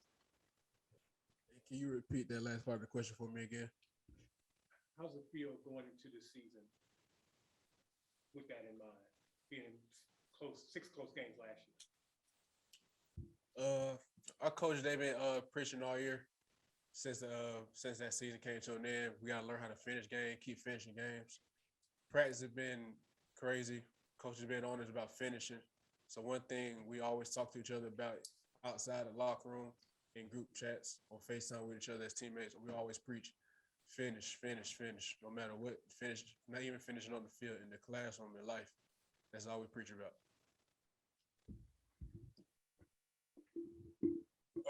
Pretty much to piggyback on what Kendall said, the biggest thing that we've been focusing on this whole time, really since the season was over, since after we played Morehouse that following Monday, we started working out, and the first thing they started preaching to us was finishing. I think that was our biggest issue, is that we truly weren't mentally tough enough to finish our games. We would win, and then we would lose and get down on ourselves. So now during this whole year and a half that we've been off, we've been taking the time to focus on our mental toughness and focus on not just when things go bad, getting mad at our teammates, but seeing where they mess up and trying to understand how they messed up so we can fix it together and come together as a team, because that's the only way that we can finish correctly. I just feel as though going into this upcoming season, having 6 games that we was within 7 points, I feel that that's a chip on our shoulder, because it's not saying that we were a bad team, but we were a team that we were young, we were new, we were coming into a new culture. And now that we've had the time away to sit down, bond together, learn a lot of aspects of everybody on our team and appreciate everybody's role on this team, I really feel as though going into the season, it'll be a lot more, I would say, a better foundation together, and we will finish. We'll just finish, and I'm excited for that. All right, Coach Bowens and players, thank you so very much for joining us. Good luck to Clark Atlanta University this fall. Thank you. Thank you for having us. All right, and now we move over and we head south to Jacksonville, Florida at Waters University, and their new head coach, Toriano Morgan. He was announced as head coach April 15th, 2021, tax day. And I know it's been taxing trying to get everything together, but we welcome the Fort Lauderdale native. He comes to Ed Waters University from Virginia State, where they were very competitive in the CIAA, divisional champions of the CIAA, and made it to the championship game. Coach Morgan, thank you for joining us. And first of all, how does it feel to be a Tiger? Firstly, great Tiger morning, and it feels extremely great to be a Tiger, to be blessed to get down back to my home state and be able to lead such a storied and tradition program like Edward Waters University. This experience has been nothing but fulfilling for myself as a coach, and equally as fulfilling as for these young men that have gone through a lot of transition over the last couple months, transitioning from Edward Waters College to Edward Waters University, transitioning from NAIA to NCAA, and ultimately now transitioning into the SIAC. So it's been an emotional roller coaster ride that has had our emotions on the up and up, and we're excited about this season coming out of the last fiscal as well as the last calendar year, which has been trying and emotional as well. These young men have stood the test of time.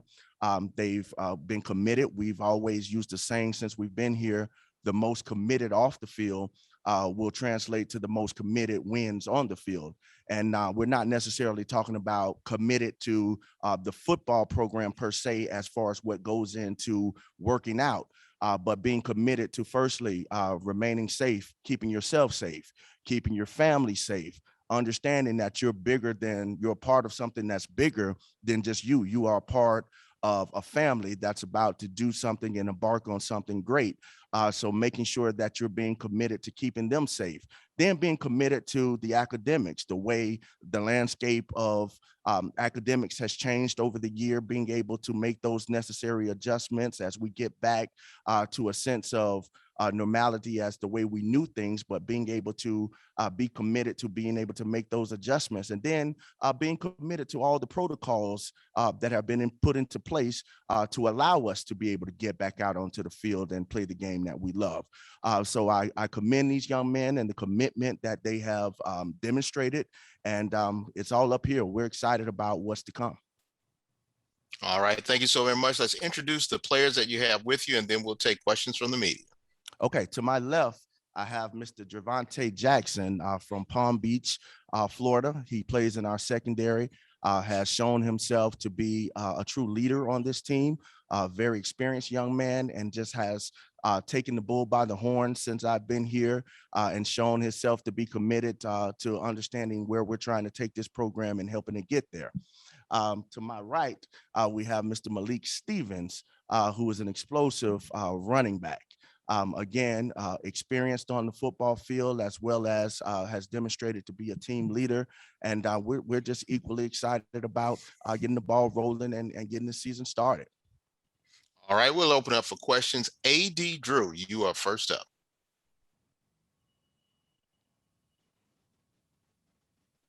A.D., unmute yourself. Good morning, gentlemen. A.D. Drew, Black. Can you hear me? Good morning. Good morning. Yes. Can you hear me now? All right. Yes. A.D. Drew, Black College Sports Network. The question got to go out to both of you guys, but I'm going to break it up to you. Coach, new name, you kind of mentioned in your opening statement. You got a new name, new conference, new division, new coach, new stadium, and you're the only college football team left in the city of Jacksonville. So with all that being said, what can we expect from Edward Waters University? And excuse me if I still say Edward Waters College in the interviews at some point in time this year. But what can we expect from Edward Waters University on the field this year? Then I've got a follow-up for the two young gentlemen that you have for you. That's a great question. Those are a lot of different transition and a lot of news there. So we've taken the motto and the mantra that when you've got so much positive momentum rolling upward in the direction in which it's rolling here in Jacksonville, this is one of the times in life that these young men on this team are going to be able to own their legend. And what that basically means is everything that happens associated with all of those news, we control the outcome of it right now.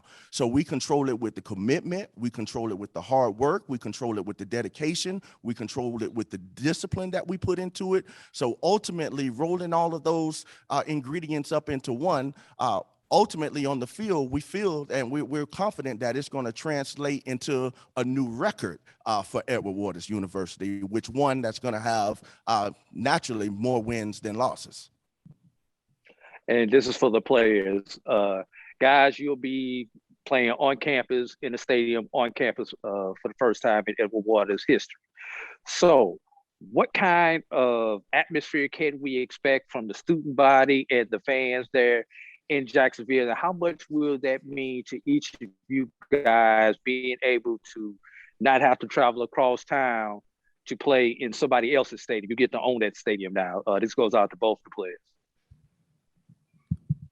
It feel great, to be honest. Cause from what we came from, we didn't have no field, nothing at all. So we had to go to another school, like another high school, to play our games. So now that we could play our games in our own backyard and have our community come out and support us, it's gonna be great. We gonna be, we're gonna have a great time. We're gonna really bring the city up.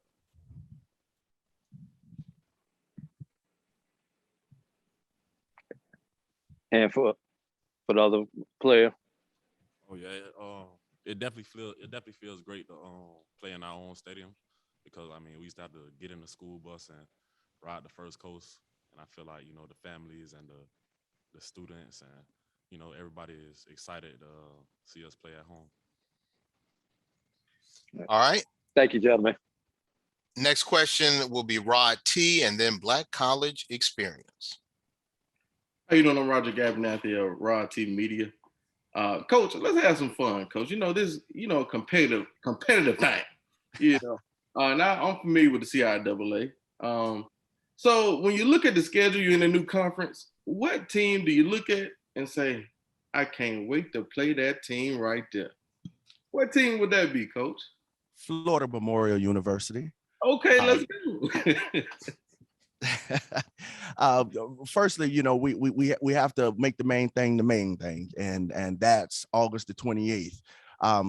When we get out, we have to make sure that firstly, we develop our identity, what we want to do, who we are as a team, and we're true to that identity.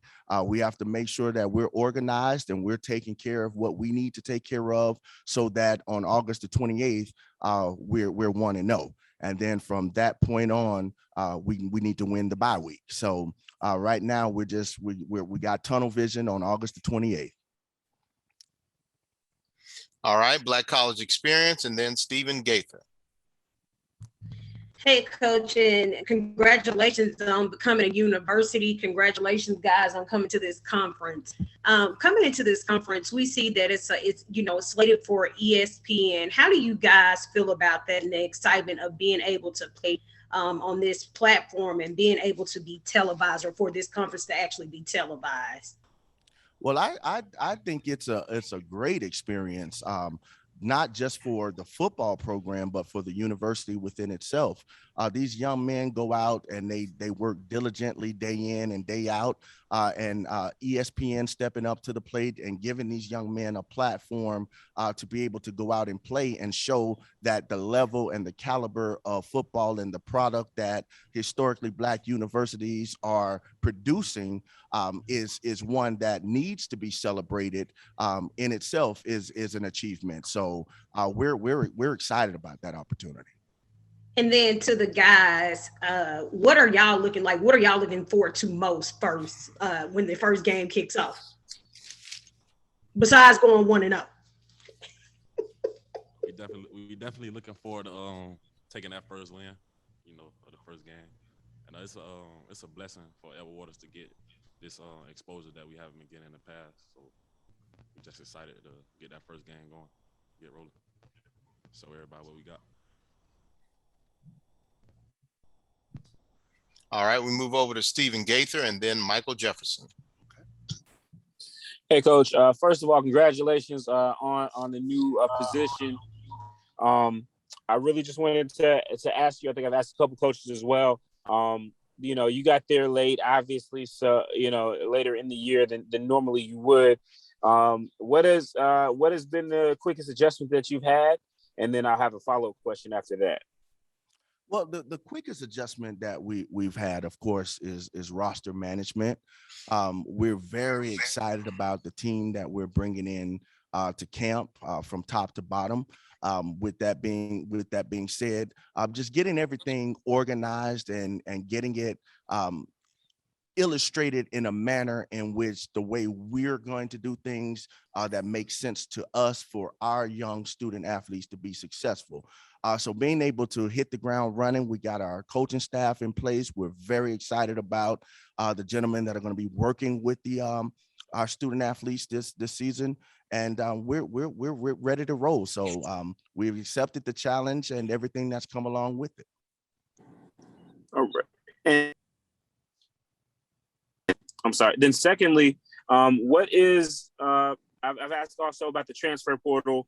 You're a guy, you've coached at Division II, played at different levels and things like that, and you got your job, and you got the job kind of late. So how important has that been for you? And then just for Division II HBCUs, is this an opportunity to sometimes get guys that maybe you guys normally wouldn't be able to get at this level? I'm just curious about your thoughts as the transfer portal as a whole, and then as it impacted you guys. Okay, and as the transfer portal relates, I think the question actually comes down to for your program, what is your recruiting philosophy? Some coaches may prefer not to use the transfer portal. That's their prerogative. For us, our philosophy is to make sure that we're fulfilling and fitting the needs that we have for our team.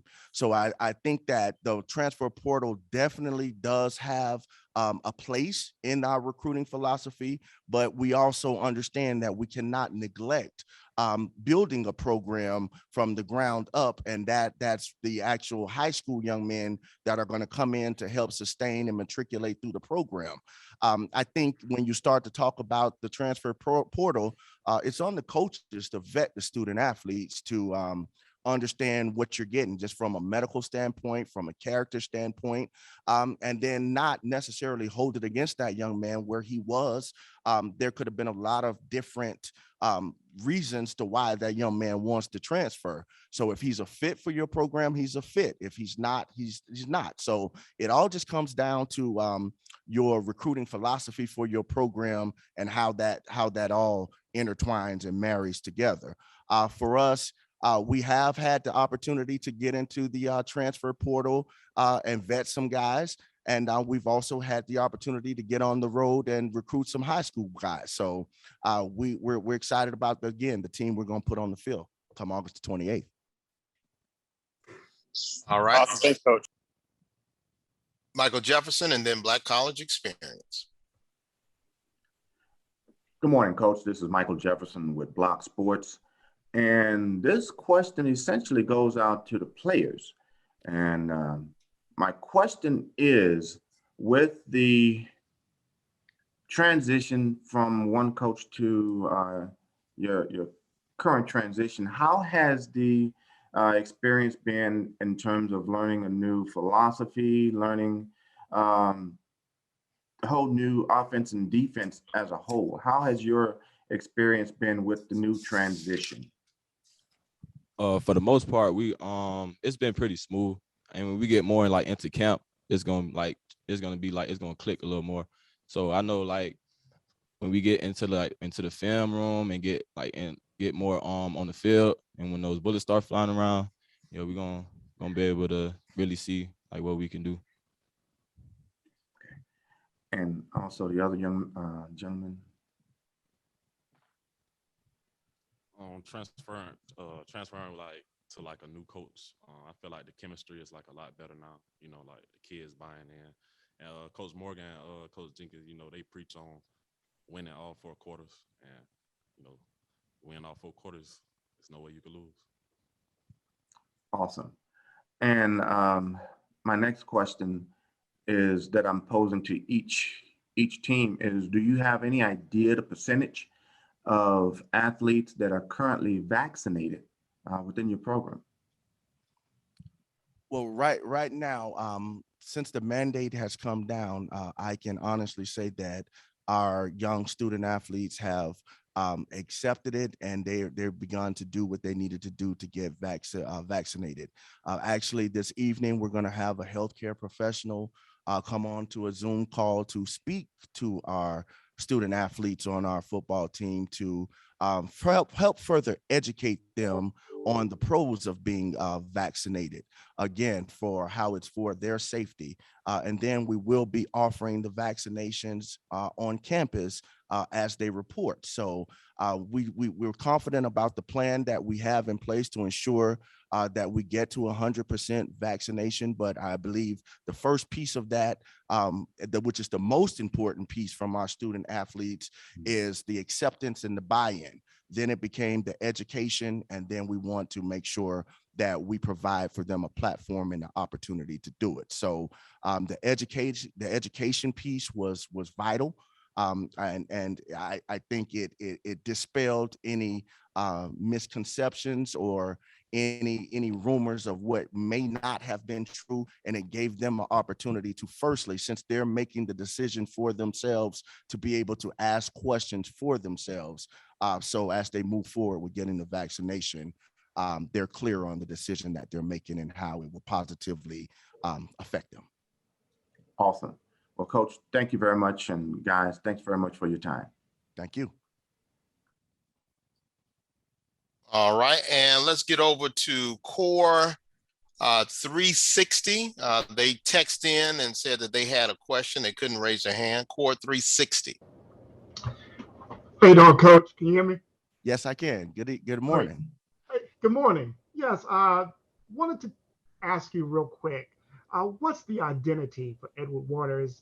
Certainly coming in from the Gulf Coast Athletic Conference to the SIAC, knowing what the SIAC brings, having played several of the teams in the past. You know what it takes, but what is the identity for this team? Well, the identity for this team is going to be ever changing, but one thing that we know that we're going to hang our hat on is going to be discipline.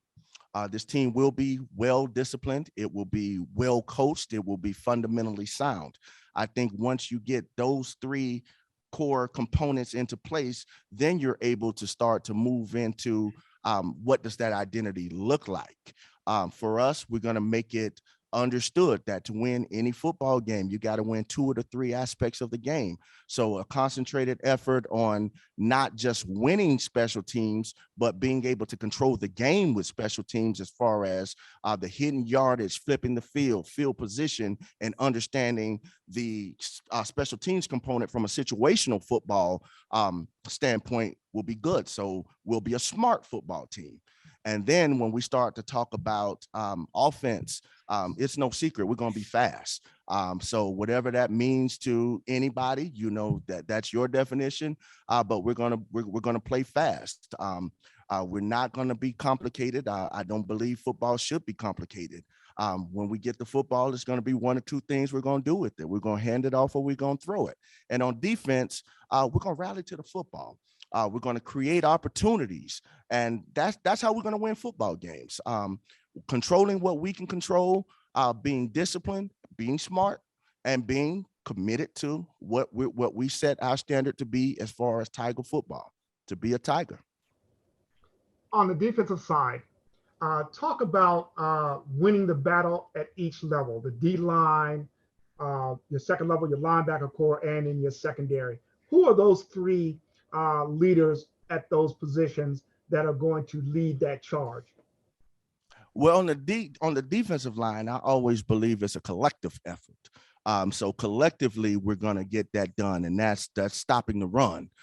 So once we're able to collectively get the pieces together to stop the run and get offenses into passing downs, then we can get that speed out on the edge and pin our ears back and go get the quarterback. Linebackers understanding run fits, understanding where the football is going, being able to read those keys will be, again, something that we will have a concentrated effort on, and it piggyback right back into stopping the run. And then on the back end, not giving up the big play, being sure tacklers and understanding that you're in your zone when you're supposed to be there, you're with your man when you're supposed to be there. So when we start to talk about defense, it's a collective effort as to what we're trying to accomplish. All right. Thank you so very much. Stephen Gaither, your hand is raised. You'll be our last member of the media if you still have a question. Okay. Yeah, I'll ask away. I actually just forgot to raise my hand, lower my hand. But for the student athletes, you know, the move to Division II, how does that impact you all, or how did you react when you heard the news? And then for coach as well, just, you know, were you starting to maybe get some more calls back that you weren't getting before? So just a little bit more on the move. Well, now we're officially D2, but I mean, in 2019 we played in the SIAC conference. Like we played a SIAC schedule. So, I mean, we're still excited to actually like officially like be in the SIAC and be able to actually compete for a championship this year.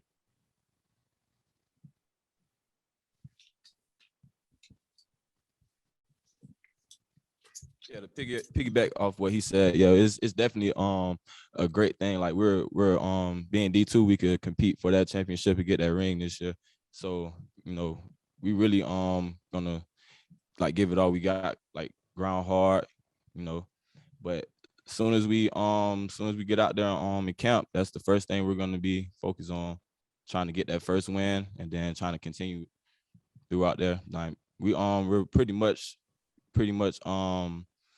used to the competition, so we're just gonna do what we got to do and play ball.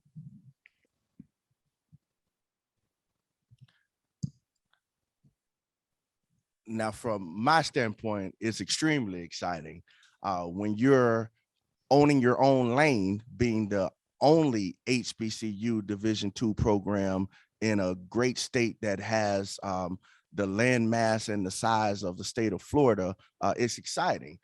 So while we're owning this lane right here, we have to make good on it with recruiting, the product that we're putting on the field, the development of these student athletes, ensuring that they graduate, ensuring that they develop as young men. So the move to Division II was exciting, not just for Edward Waters University, but equally the state of Florida, because now Edward Waters University offers an opportunity as a historically Black university that no one else in the entire state of Florida can say they can offer.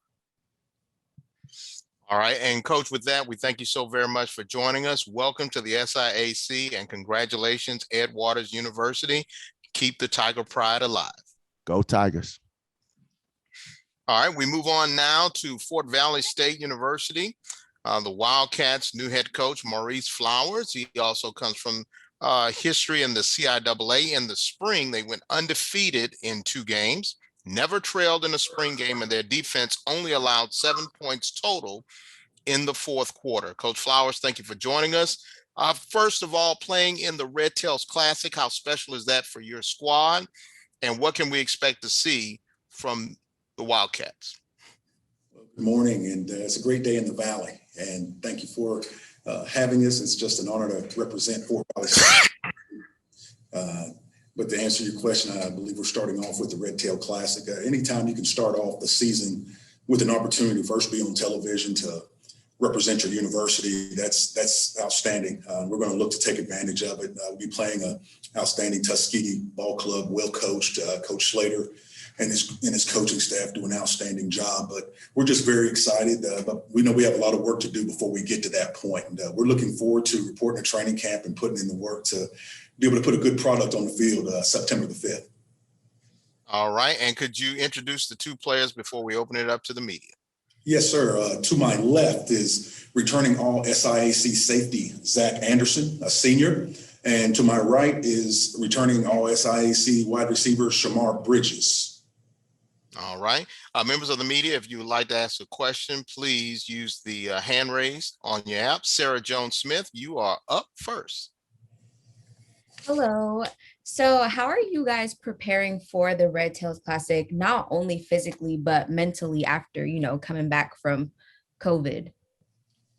I'll start off, and really we've been preparing for a while, I should say. We had a couple of months off for the summer, but playing 2 games in the spring really is going to propel us to just being more ready for the first ball game when we get there on September the 5th. We've had a few months, a few semesters to grow together as a staff and as a program, and it's all just building for this moment.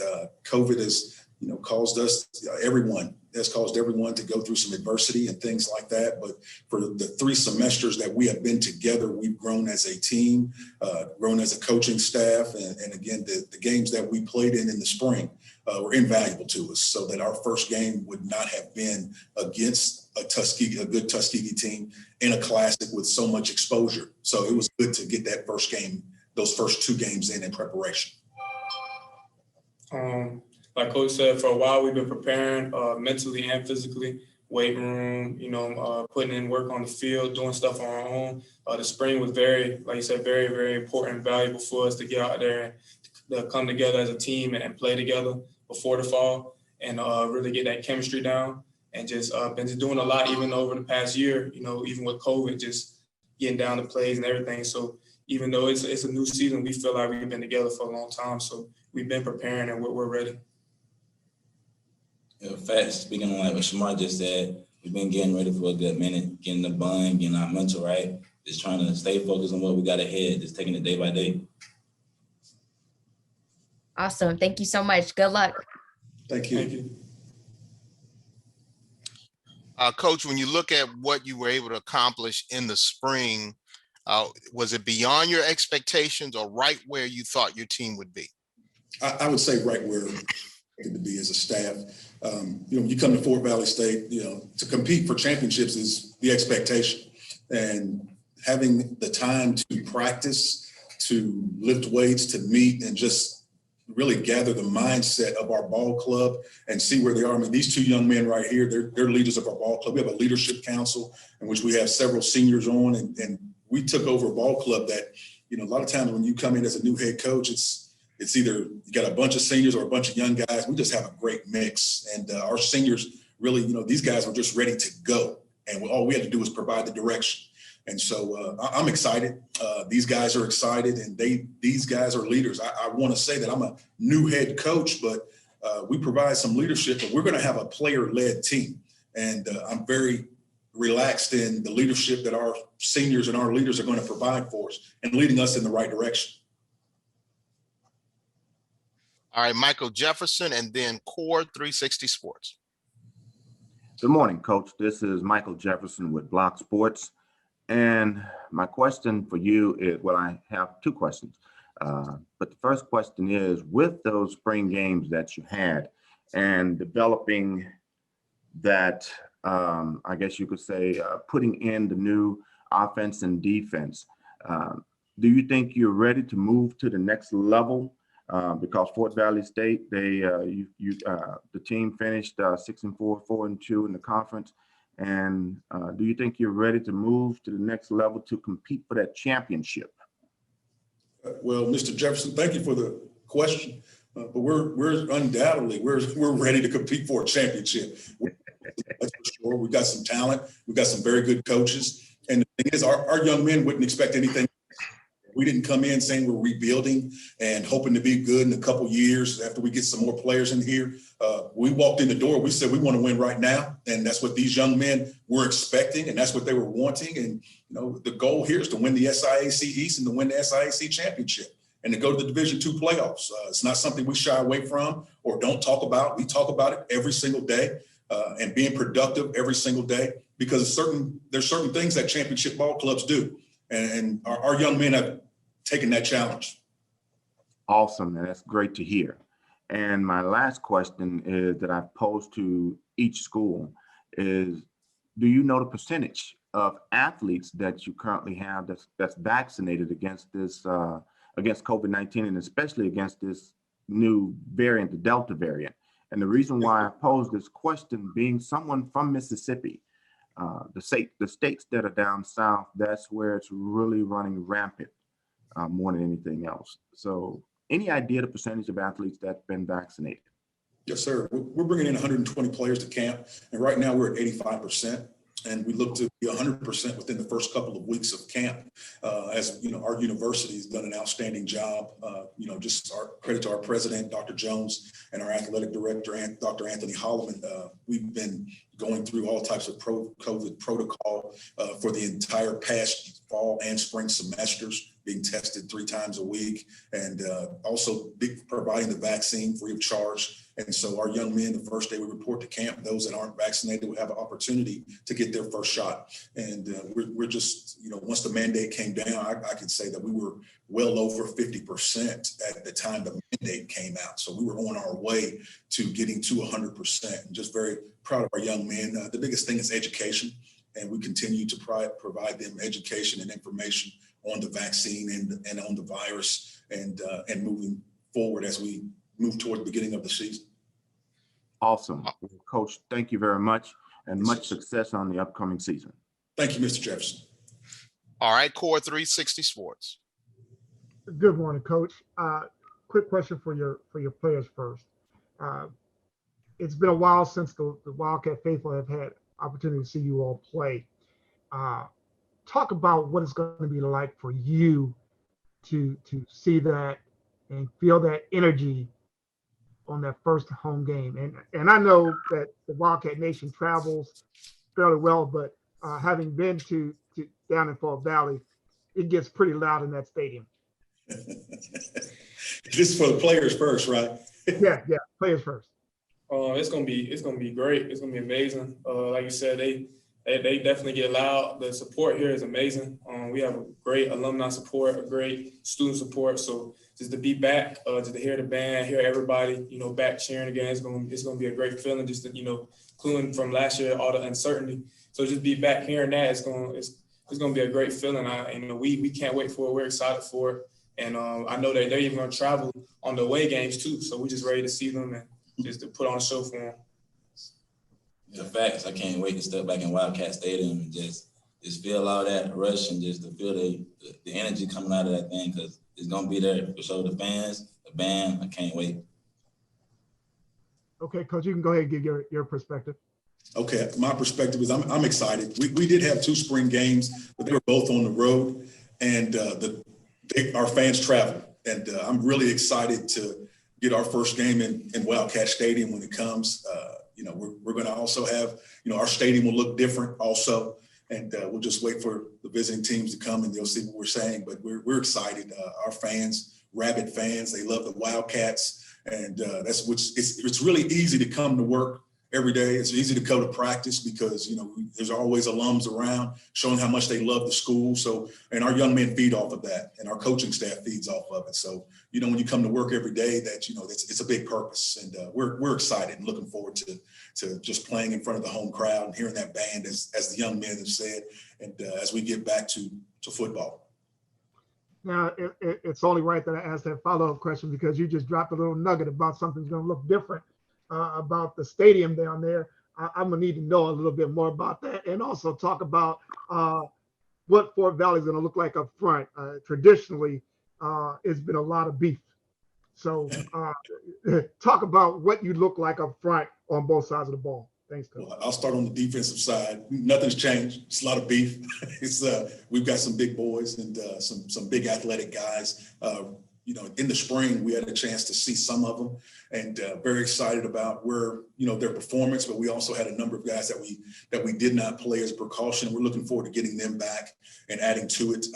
But everything you heard some coaches say before, and I'm sure some will say after me, but everything starts up front, and then the defensive line. We feel like we have a good number of young men that'll be able to play for us. And you talk about that beef, there's plenty here. And on the offensive line, we're kind of beefy over there also, but a good beefy, not a chunky beefy. If it is chunky beefy, we'll get it off of them in training camp. We're looking forward to it. We do have some good size, though. Size does matter. And, we're returning some good offensive linemen, all SIAC selection. Emmanuel Boone at center. He's coming back and weighing over 300 pounds and moving very well. And we got some other guys up front that we're just so excited about to start building that chemistry as we move toward the season and being able to run that football real well, protect the quarterback. In the stadium? In the stadium, hey, I've heard some people talking about they're getting some new stadiums. I mean, we're going to see if the Wildcats get one. All right. Thank you so very much, Coach, and for your players for joining us. And we expect to see the lean beef lineman coming up this fall. Thank you. All right, we're going to move on now to Kentucky State University. The Thoroughbreds head coach Charlie Jackson had a 7-3 record, 3-3 in the SIAC. Right now, due to a personal matter, he will not be with us. The SID Christian Flowers will be sitting in on his behalf. And Mr. Flowers, if you could just give us an opening statement and introduce your athletes. So how's it going, everybody? I'm Christian Flowers. So we're looking forward to this upcoming season. Being that Coach Jackson's not with us for personal matters, I will kind of allow Brett Silva, our running back out of Hammond, Florida, and Jalen Mars, our quarterback out of Knoxville, Tennessee, to kind of talk about what they expect from this upcoming season and give the opening statement from their point of view. So we just excited to get back on the field, excited to be out there with our brothers and compete against everybody in the SIAC. Ready to see what this year unfolds. Just thanking God to be here today. Just glad we get to play another season and be in this position. And we're just ready to get out there on the field. All right. And for our student athletes, talk about the excitement of playing in Columbus, in the Classic for Columbus, and playing in such a large stadium as the Horseshoe. Well, I understand the excitement around it, especially with us being off for a whole year and not being able to compete against everybody. But how we're coming into it, we just want to treat it as another game. We understand we're going to play against a familiar opponent. But like I said, we're going to take it one game at a time, and that's just the first one. Like Brett said, we're going to take it one game at a time. And we're going to all right. Michael Jefferson, you're up. Yes, good morning, guys. This is Michael Jefferson with Block Sports. And my question to you is that with Coach Jackson being, this is his second year as head coach, teams had a hard time with you guys running that triple option. Do you think, and not only that, but you did have some success against, and much as I hate to say this, you had great success against my alma mater, Jackson State, and also Robert Morris. And with that being the case, do you expect to really take advantage of running that triple option against teams upcoming this year? I feel like we both advantage because we've been running it for 2 years now.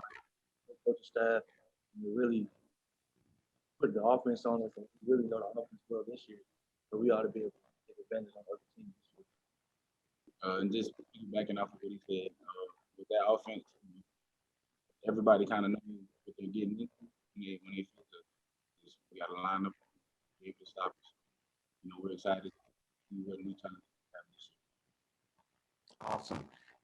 To Mr. Flowers, do you have any idea of the number of athletes that's currently been vaccinated within the program? So right now, we're currently doing our best to inform every student athlete about the positive effects of getting vaccinated. And we're also doing our best to schedule a date. So once student athletes return to campus, they will have a choice to get vaccinated, and they will be able to make the right decision. But we're also making sure that they're educated on what they're getting. They're not just sending them to get vaccinated. We're actually educating them properly, trying to get away from the misinformation that's, been put out there. We want to make sure that they know the correct information and what they're doing. Awesome. Thank you all very much, and much success to the upcoming season. All right, next up, Black College Experience. Hey guys, and hey to the SID. As we go on, I know we always have the conference games, but looking probably like 2-3 games on down the schedule about September 18th, you go over to the OVC, you play Tennessee State. Brett and Jalen, how are y'all feeling about that game over? And I know I kind of skipped over, but how do y'all feel about playing somebody out of conference over in the OVC as far as Tennessee State? We're excited to play the game, but we just take every game one day at a time, and we just treat each opponent the same. We're going to do our best. Piggybacking off of that, like you said, we're excited to have the opportunity to play against an opponent on the. All right, good luck, guys. All right, we have a question from Cord 360 Sports. This question is for Jalen. Jalen, you got a chance to see you in a few reps against Kennesaw State back when you were guarding the web. Now you're at Kentucky State. What, if any, is there any difference that you've seen in the competition? Coming from D1 to D2, I mean, there's it's a difference in competition, but everybody's a dog wherever you play, you know what I'm saying? So wherever you playing at, you got to be the dog on the field. And just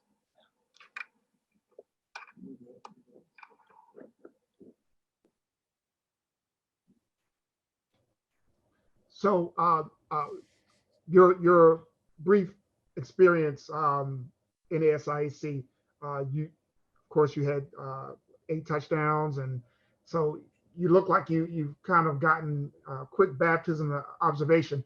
What are you looking to do this coming fall to lead Kentucky to a division and hopefully a SIAC title? Yeah, I got to be the best leader I can be for our team. I got to lead the team and let them know that I'm here to win and I'm putting my all for them. And if I'm giving my all for them, I need them to give their all for me. And we're all a team and we want the championship. All right. Do we have any other questions from the media? I do see Jefferson and Black College Experience hands still raised. Let's see if they're going to put them back down. And looks like they did. Okay. One last question for you, gentlemen. As far as having met and gone beyond the expectations that you had 2 years ago in 2019, is the standard now to be in contention for the championship, or do you think that the championship is right there? It's just up to you guys making a few adjustments in order to win the SIAC title? The standard for us, like Coach Jackson say, is just to compete against perfection. So every day we're competing against ourselves to go 1-0. So we're going to take it one game at a time, and our goal at the end of the season is to be hosting up that trophy. And to go further than that, we want a national championship. So we're going to compete every day to be the best team we can and to see where it leads. Jalen? Like you said, we're going to keep the good Lord first. We're going to keep it first, and we're going to leave our heart out on the field every game. And like you said, our goal is to win the championship and play in the playoffs, and even winning that. All right. Thank you so very much. Good luck to the Thoroughbreds, and we can't wait to see you guys in Columbus later on in the month of August. All right, we're going to move over now to Lane College. The Dragons have a new head coach. January 15, 2020, Byron Brown, a Grambling State alum, has taken over for the Dragons. He does have a veteran staff. And Coach Brown, thank you for joining us. First and foremost, do you have a little bit of Eddie Robinson, a little bit of Doug Williams? What is your coaching style, Coach Brown? First of all, I want to give honor to Jesus Christ, my Lord and Savior, and thank you for James and our conference for setting this platform for us. I have a little bit of both in me. I was in Coach Eddie Robinson's last recruiting class, so I got a chance to practice under him, where I learned how to run the wing tee real well.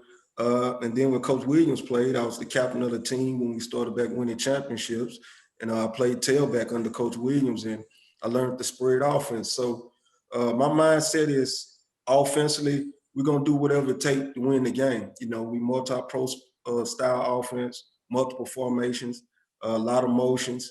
And that's one thing Coach Burrow said when he hired me 3 years ago. Come in and create something that they've never seen here at Lane, and I think we've done that. All right, and we already have some questions. Joel Worthington first, and then Black College Experience second.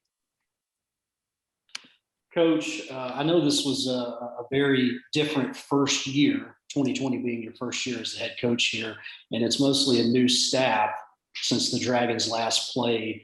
How have the coaches gelled together during this extended break in preparation for the 2021 season? Well, the biggest thing with our new staff coming in, we had a group of freshmen that came in with me in 18 when I got hired with Tariq, JJ, Andrew Farmer, just to name a couple of those guys, Tavion Turner, that has been the meat and the core of our football team. Those guys have been basically starting since they was freshmen. Now they're redshirt juniors and we're ready to roll. So it was easy for our coaching staff to come in and coach kids that have already been playing, been putting the work in, and are great leaders, you know. So it was easy for the coaches to relate to the guys and the guys to relate to my coaching staff. My defensive coordinator, Mike Vike, has been around for a while. He was actually a defensive coordinator at Southern University when I was playing at Grambling, so I know him real well. We worked together at Texas Southern. Then Derek McCall he's been around this conference. I know he's worked at Tuskegee.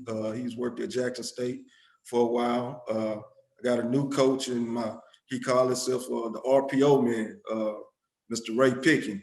Has a lot of connections all across the country. So we're looking to do a lot of great things this year. And the jail part was very easy because all these guys on our staff know football. And that's one thing you have to do. You have to be an outstanding teacher first. And I believe we have great teachers in our staff room. All right, we're going to move over to Black College Experience and then Core 360 and then Jamie Walker of HBCU Gridiron. Hey, Coach, how you doing? I'm doing fine. How you doing today? All right, Keisha Kelly, Black College Experience, Southern Jaguar. But okay. Anyhow, okay, Coach.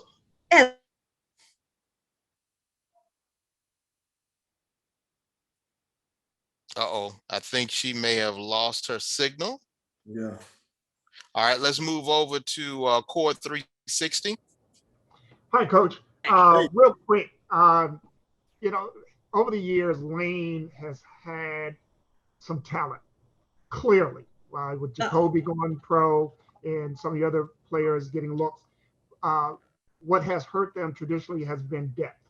How has enrollment gone, and how is it impacting your depth on your football team for the fall? Well, one thing I talk to my players about is about retention. And they know I'm big on that. It's hard to have consistency if every year you have to rebuild and replace 50 different players. And that's what I'm talking about these core kids that came in when I came in 2018. They have been here together, and that's the heart and soul of our team. For Forster University, we do our part with enrollment. Football-wise, right now, we have 135 players on the roster to help enrollment at our university. So we do our part with bringing kids into Lane College. Far as the pandemic is concerned, our kids was here. We had to leave and go home about 3 or 4 times, but they kept coming back because they want to put the brand on their shoulders for Lane College. Like I say, this group that we had, they love Lane College. This is what they do. That's why they're here right now. I have JJ sitting next to me, Jeffrey Johnson and Tariq. Both of them are all conference guys that deserve it, and they're on the academic team. And we have a lot of players that are on the academic team. You know, 75 for the whole athletic department. So that's saying a lot about what AD Burrows is doing here and the caliber of kids that we're bringing into Lane College. So what is that first game gonna feel like after such a real, you know, having a first full season in such a long time? And I want to get your input from your players as well. Okay. Well, we feel like we're going to be very prepared for Pine Bluff.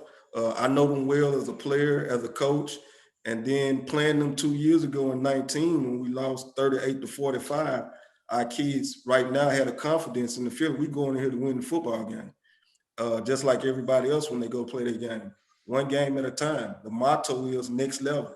Win today. If you win today, you don't have to worry about tomorrow. Do your job. So those small things like that we talk about on a daily basis that's going to keep us consistently getting ready to compete against Pine Bluff. Players, if you'd like to answer. Like Coach Brown said, we coming in, taking a game at a time. We came up short last time we played Arkansas Pine Bluff, so we just ready to play them, ready to get back on the field as a whole, show the bond that we build, and show the brotherhood and how Lane College is going to change this year. Now you have to be happy that Pine Bluff actually competed in the SWAC championship game, and to have such success against them. Does that propel you for this fall? I feel like it just motivates the team that we had a close game with somebody that was in the SWAC championship. Shows that Division I, Division II don't mean anything. Everybody just has to come out and play their game like we know we can. All right, I'm going to have to play traffic cop right now. Let's go to Jamie Walker first, and then we're going to go to Michael Jefferson. Black College Experience is back up and running, and then we'll round it off with Joel Worthington. How you doing, Coach Brown? This is Jamie Walker, HBCU Gridiron Live. You described a lot about the offensive experiences that you've had throughout, your playing career and coaching as well. How much of the continuity has come in with your players in having all of those offensive philosophies? For example, how have the players kind of meshed and gelled with having a variety of offensive philosophies? Well, once I speak, then I'm gonna let my quarterback answer that for you also. We came in 18, we had a guy, Marcus, that hadn't really started a whole lot of games at Lane, and he was more of a running quarterback. The two quarterbacks that we have now that I'm very proud of, Tariq McKenzie and Mike Huntley, from day one, they took this offense by the horns. And I'm the coach that believes if you can put it on the board for me and feed it back to me the same way I gave it to you, that you're really into it and you understand what we're talking about. And I think Tariq and Mike's stats speak for themselves for 19. Between two quarterbacks in 10 games, only 3 interceptions. I mean, that's very efficient. So we pride ourselves in doing the right thing, not only on the football field, but off the football field. But quarterback play-wise is an extension of me, my offensive staff, and they're the leaders out there on the field. I mean, we got one of the #1 receivers in Black college football, period, point blank. And it's because our guys know how to get them the football. Tariq? Like Coach Brown said, us quarterbacks, me and Mike, we did very well this spring and the fall with COVID, gelling with our receivers, but not just gelling with them, but gelling with our younger guys and making sure they're familiar with the playbook and everything. Because me and Mike Huntley, we know everything like the back of our hand, so it's just natural. So we're trying to get them up to par with the rest of the team so we can excel to that next level, like Coach is saying. All right, let's move over to Michael Jefferson, then Black College Experience, and then Joel Worthington. Good afternoon, Coach. This is Michael Jefferson with Block Sports. And I'm familiar with the SWAC conference. I'm a Jackson State grad, and my uncle was a sports information director for Jackson State for many, many years. And so since you have a lot of experiences, what is the main philosophy of the football team going to be this year? Is it going to be a smash mouth running team? Is it going to be a fast-paced passing team? What's your current philosophy for this upcoming team?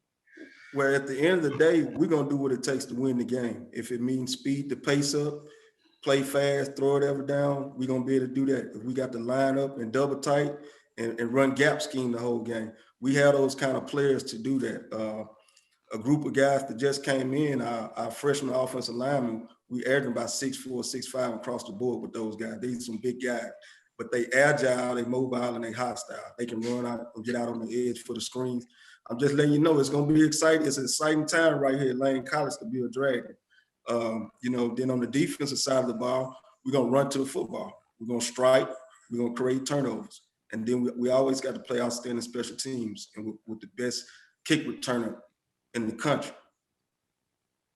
I tell you what, I hope to be able to cover Lane College this year through Black College Sports. So I'll contact you later on.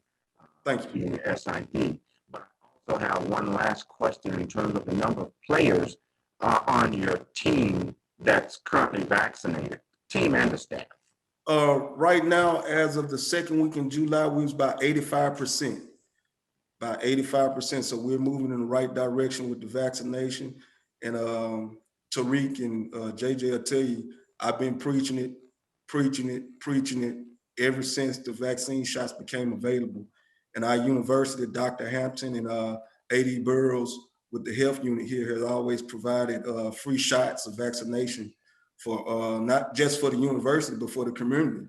So we've done a good job networking with Madison County and being able to get vaccinations here on campus. Awesome. Congratulations for the new position, and I look forward to great things from Lane College and much success on the upcoming season. All right, thank you. All right, Black College Experience, and then Joel Worthington. All right, Coach, my bad about the first time. I think they asked some of the questions I was going to ask, so I'll go a different route. What is the morale like with the team right now, being that we're coming off a pandemic? What is the morale like with the coaches and the team? Well, everybody's excited to get back to football. You know, even when we didn't play this past fall, it still was the hope and the glimpse of we might be able to play in the spring. So everybody stayed excited. The guys stayed in the classroom, doing what they're supposed to do on their online classes. But the morale is great. I mean, we did this summer, we had guys volunteering, working out on their own. I look out there and, man, it was just a beautiful thing to see, you know, kids inspiring and pushing each other. And then also my final question, how was it as far as the mental state for those guys being off during the pandemic? It was tough, you know, as adults, as mentors, you know, when you sit and you think about your own situation, and then a kid comes into your office and tell you exactly what's going on. I want to be at home trying to help my mom raise my brother, my little sister. They don't have food. I mean, it was just a lot of mental stuff going on. And, you know, we bond every week at FCA on Thursday nights. We have 2 chaplains that do a great job, and that helped us get through the process. All right. Thank you, Coach, and good luck on the season. All right. Thank you. All right, Joe Worthington, you'll be our last one. All right, 2 quick questions for the players. First, Tariq, Anthony Evelyn is maybe the most explosive player returning in the conference this year. What is it like having that kind of weapon on the outside that can make plays for you? It's great to have a guy like Ant because he's so versatile. Like Ant can either go deep or he can go short. So I know within any pass play or any run play we have with him, he's very explosive. I just get the ball to him and he can make big plays for us. Great, awesome. And then finally, for Jeffrey, Lane hired a new defensive coordinator. I know Coach touched on that, Michael White. What can we expect from the league season? Can you repeat that question, please? Yeah, so Coach touched on hiring a new defensive coordinator, Michael White. What can we expect from the Lane defense this season? You can expect some. We feel like we're going to start the run this year. A lot of people came fast on us. I feel like we go back and forth in practice with Tyreek with the offense. Coach Brown make it big. Once both the offense and the defense gel together, it's going to be.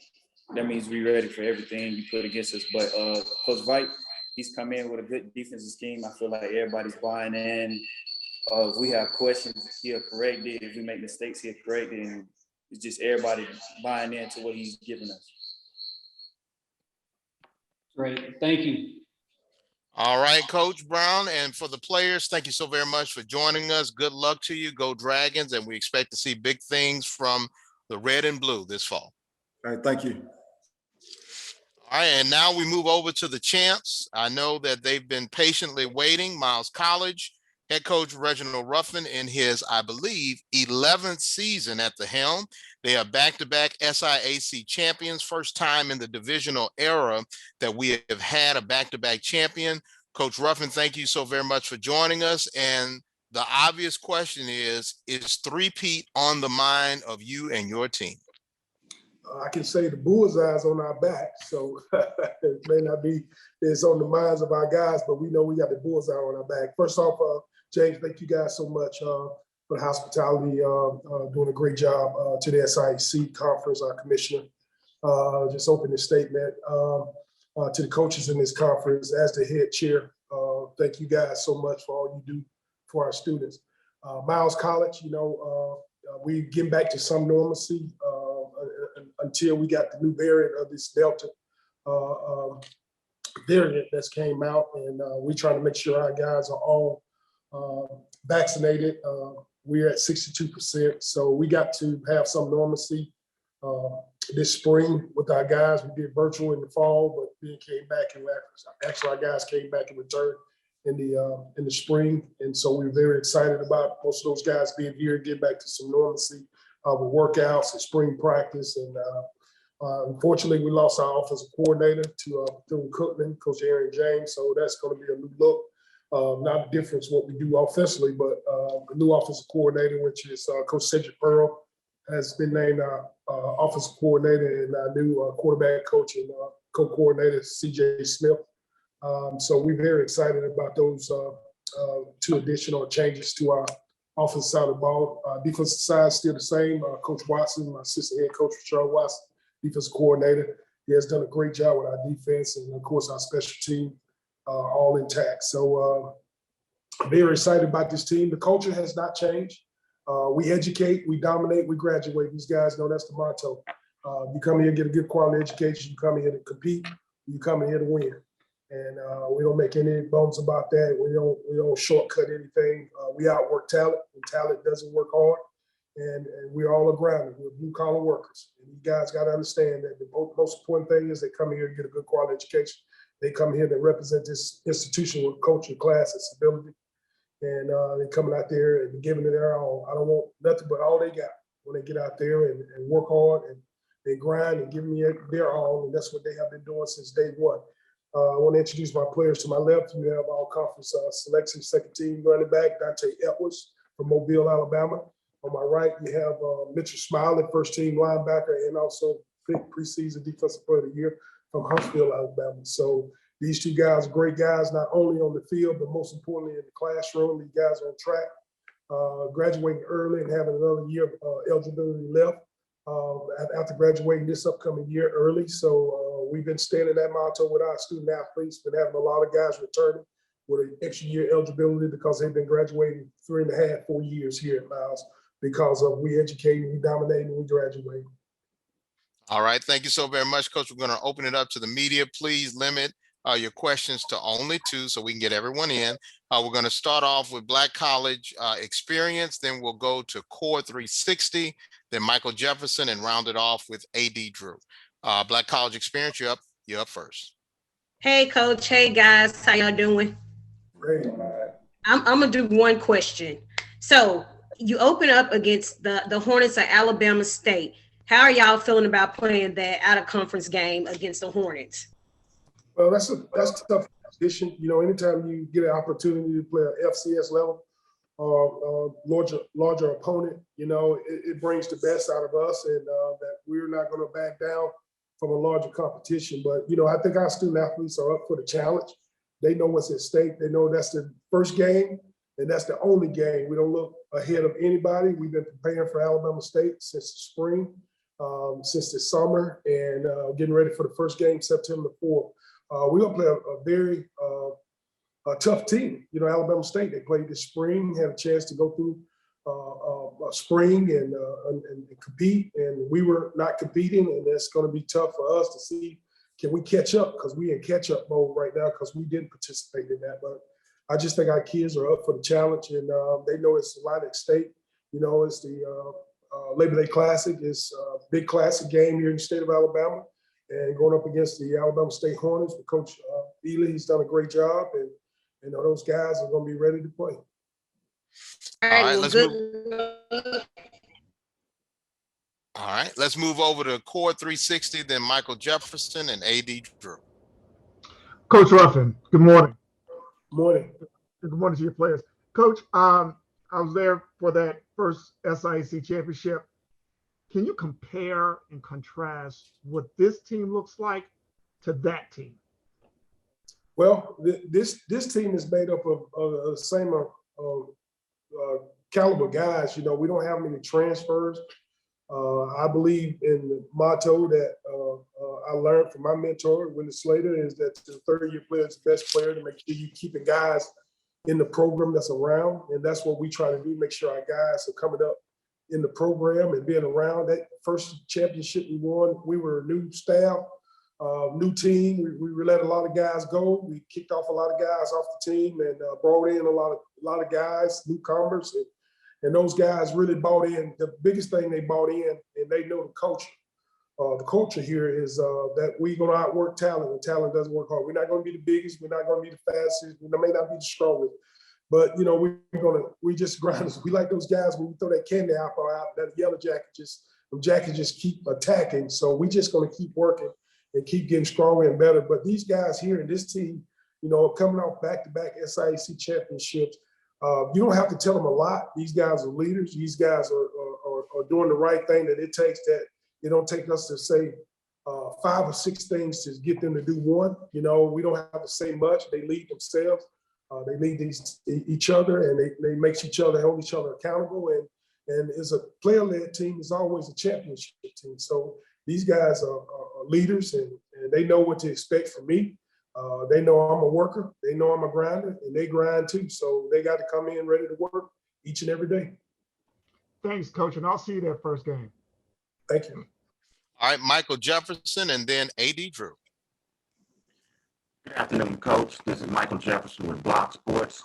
And looking at your schedule, man, you guys are playing a really rough road schedule this year. You're starting off with Alabama State and followed up with Southern University, and both of those games are on the road. And then your first conference game against Morehouse is on the road.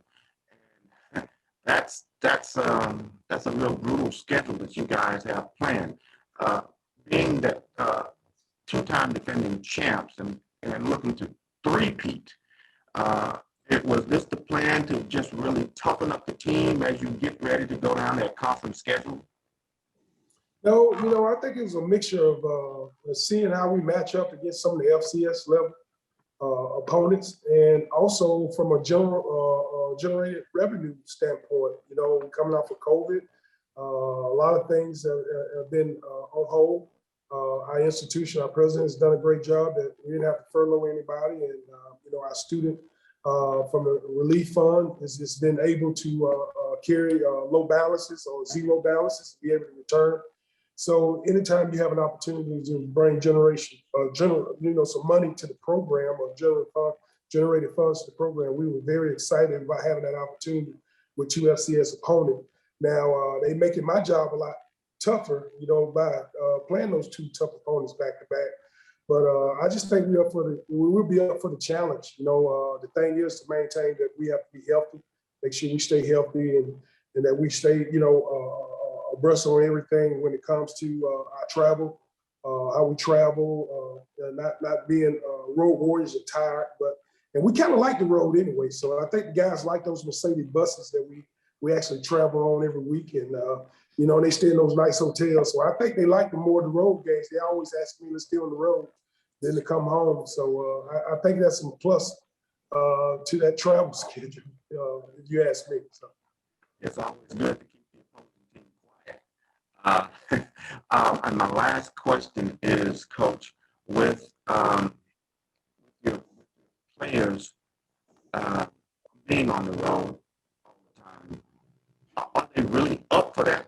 And just like you said, they look to go on the road to be on the buses. But I mean, do they look forward to just getting out there and just keeping the opposing team quiet, hands quiet? I'm gonna let Mitch answer that one. Can you repeat that question one time? When you guys go out on the field and play those away games, are you really looking to just make sure those fans for that home team, that they keep quiet and say, we know who we are, we come to beat you, so you guys just got to be quiet? Well, when we're on the road, we're really more so locked in and focused on what we came to do. We know each trip is a business trip. We know the fans are going to talk, they're going to do what they do, but we're used to that anyway. You know, the SIAC all the fans, they loud everywhere. So when we on the road, we're not too much worried about the outside, and we just try to keep it focused on what we got going on inside the huddle. Success, and we look forward to seeing you three-peat this year. So much success for the rest of the season. Thank you. All right, let's move over to AD Drew. Coach Ruffin, how you doing today? Hey, Drew. Hey, how's it going, Coach? A lot of people have already asked you some questions about the schedule, and mine's kind of schedule related also. Alabama seems like it's a state of football champions. You got the SEC champion in your state, you got the SWAC champion in your state, and you're the defending SIAC champion. You've got two of the three HBCUs on your schedule opening up against Alabama State, closing out against Tuskegee.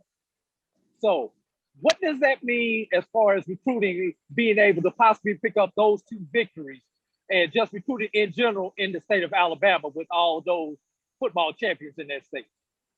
Well, we got to do a good job of making sure we're taking care of home, which means my student athletes. You know, I tell them all the time, you know, we have to treat them right, because this transfer portal, and I tell them all the time, transfer portal is not real in real life, you know, so whatever they get to with this transfer portal is not real in real life. So you're going to have to work for it, and nobody's going to give it to you. But nowadays, you know, this transfer portal, if they don't like it, they're transferring, or now it's easy picking from Division II teams, playing FCS team, because students can have an opportunity, student athletes can have an opportunity to transfer if they see them on television, or you play against an opponent that's real good. Now they can pick from the litter. I just got to do a good job of maintaining my guys and treating them right, where loyalty and, you know, and honesty for me and for them, and treating them like they're supposed to be treated and need to be treated and want to be treated, and for them to stay here and finish out, you know, winning. You know, for them to graduate, and we have 12 guys to graduate, and all the 12 return and come back to Miles after graduating, that speaks volume for our coaches, speaks volume for our institution. And I'm just excited about that. But, you know, this is a tough state, man. When it comes to football, when it comes to athletics, Alabama is tough, man. You know, it's just not one. You know, you talk about the Tuskegee, the history of Tuskegee, you talk about the history of Alabama State, Alabama A&M, and the history of all these schools here in the state of Alabama that play football. You know, you got to come ready to play each and every week, and it won't be any different playing those kind of schools on any given Saturday. All right, Coach, thank you so very much. Thanks to the players. Congratulations to our defensive player of the year. I know that bullseye is on you now, so make sure you live up to the moniker, and good luck to your team this fall. Thank you, James. All right, now we're moving over east on I-20 to Morehouse College, the Maroon Tigers head coach Rich Freeman. It seems as though he's been there forever. His team trying to rebound from a 4-6 season in 2019, 2-4 in the conference. Coach Freeman, thank you for joining us. And first and foremost, I would be remiss if I did not ask, you did have one of the pillars of your institution pass away, your basketball coach, Grady Brewer. What was your relationship with him, and how did that impact not only you personally, but the athletic department? We had a profoundly close relationship. Grady and I, you know, one of the best individuals that I've had the privileges of knowing. And I had a chance to muse off of him, off of his basketball program through the years. He's, you know, maybe about 10 years my senior. He was about 10 years my senior. So he was able to kind of share some things with me as a big brother, you know, that we carried over into our program. So he's a devastating loss for us, but his legacy still lives on. And we're going to try to continue to carry the torch for him as we move forward. All right, Coach, we do have the members of the media who are already ready to talk to you. We're going to start off with Jamie Walker from HBCU Gridiron, then we'll go to Core 360, and then Black College Experience. Jamie, you're up. Thank you, Coach. Pleasure to see you today. Offensively, you have a lot of pieces coming back. Quarterback Mike Sims, of course, Santo Dunn. How do you think, or what is the next progression for that offense to really, really be great? Well, I thought that, we had a lot of missed opportunities in that 2019 season, and those missed opportunities came from foolish penalties and also came from turnovers. We always talk about responsibility within our program, especially at responsible positions, the position of quarterback, offensive coordinator, quarterback's coach, head coach. Those are ball carrying positions. Those are positions of responsibility, and ultimately pretty much pinpoint the fate of that particular phase of the football. We went from being one of the top teams, if not the top team in 2018, hate to go back that far, in terms of turning the ball over with 3 turnovers, to almost quadrupling that in 2019. And that happened within 1 calendar year. That was not in good character with what we'd like to do. And so that's what we got back to after we were able to rebound from the pandemic. All right, let's move over to Core 360 and then Black College Experience. Coach Freeman, glad to see you. Morehouse has not won an SIAC championship since the 70s. And so it is an expectation and a desire, I'm sure, for every head coach to win a title. Several times the Maroon Tigers have gotten close. Mm-hmm. What does it need to happen this year for them to take it all the way? Well, you got Miles right off the bat, so yep. It's a big step. Yeah, well, I dare to say that every team in our conference, is a big stop. We have an extreme amount of parity from top to bottom. I don't think there is a bottom. I think every team in the conference is capable of winning the conference. I think a lot of things have to come into play when you talk about winning the championship. Numbers is very, very important within our conference because you have to deal with attrition, injury. You have to deal with, who has the hot hand. If the hot hand is not producing, if there's no one behind that hot hand, then you have to just sit there and settle with whatever situation that you have going through the course of the game. So usually the teams that have had the numbers have been the ones that's been able to endure during those tough October and early November months. That's when the conference is decided. I think we won the conference championship back in 1991, if I'm not mistaken. So it hadn't been the 70s, but, I'd like to fashion Morehouse to, the Northwesterns, the Vanderbilts, the Stanfords. It's a little bit tougher. We definitely play to win. So sometimes it's a little bit tougher with our level or our window of opportunity as it relates to recruiting. We definitely get a different mindset to come on our campus, guys that want to go and take over the world. Those type of young men we recruit. So scholar athletes. But with all that being said, make no mistake about it. One of our missions every year at the start of the onset of the year is to come in and to be able to compete for the title. Not to compete, but we want to compete for the title, and we know that. All right, let's move on to Black College Experience and then Stephen Gaither. Hey, Coach, how you doing? I'm well, thank you. Good. So we know you live by the motto, fast, hard, and smart. What are y'all doing to make sure when you come in here, you're playing at this fast, hard, and smart, living up to that motto? Well, we definitely have to dot every I and cross every T nowadays as it relates to, the added pressure from COVID.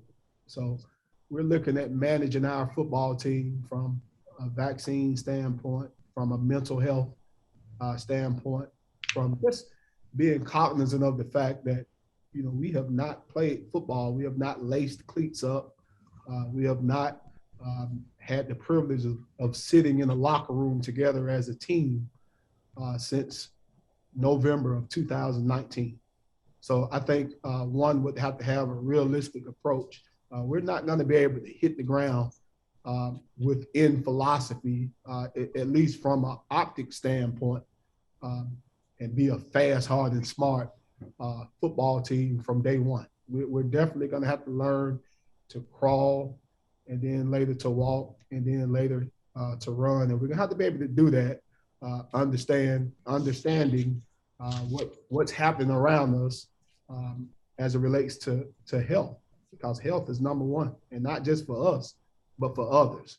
But after we are able to sort through how all that looks, no doubt about it, by the time we kick that football off in September, then we will be a fast, hard, and smart football team, as you mentioned. Okay, and then my follow-up question is to the guys, coming back into this, how are y'all feeling about being in the predictive order of finishing? We know it's just a prediction, being at number 3. I can take the lead on this one. Okay. Finishing at number 3, we're not really too much worried about the predicted order of finish. We're going to worry about our own destiny and taking it a game and a practice at a time, just going through each day, just grinding it out, and just working together as a team to just stack up those W's and see where it all ends at the end. All right. Thank you, Coach, and good luck. I'm sorry. If you were going to answer, I'm sorry. Go ahead. I'm sorry. We're never satisfied. We're never settling. Like our motto is fast, hard, and smart. We're taking every day like fast, hard, and smart. So we're doing that and, communicating with each other and getting the players together and preparing ourselves for this season. All right. Thank you so very much. Let's move over to Stephen Gaither. Good afternoon, Coach. How you doing today? I'm doing well. Great. I'm going to ask the same question I've asked other folks as well about the transfer portal. Obviously, you got a lot of guys that are coming back, but you always got to look to add to your team. How has that, again, the extra year of eligibility that everyone has, how has that maybe affected you guys recruiting as far as maybe high schoolers and then again, the transfer portal as well? Because I know you got at least a young man from Portland State who's come in and decided to transfer to Morehouse. So just talk about the recruiting in 2021 versus maybe 2019. Okay, and then I'll use this as a perfect segue to introduce these guys. I mean, I should have done that from the start. The gentleman to my right, and it's all relative to your question. These guys are what I feel like is the right fit for Morehouse.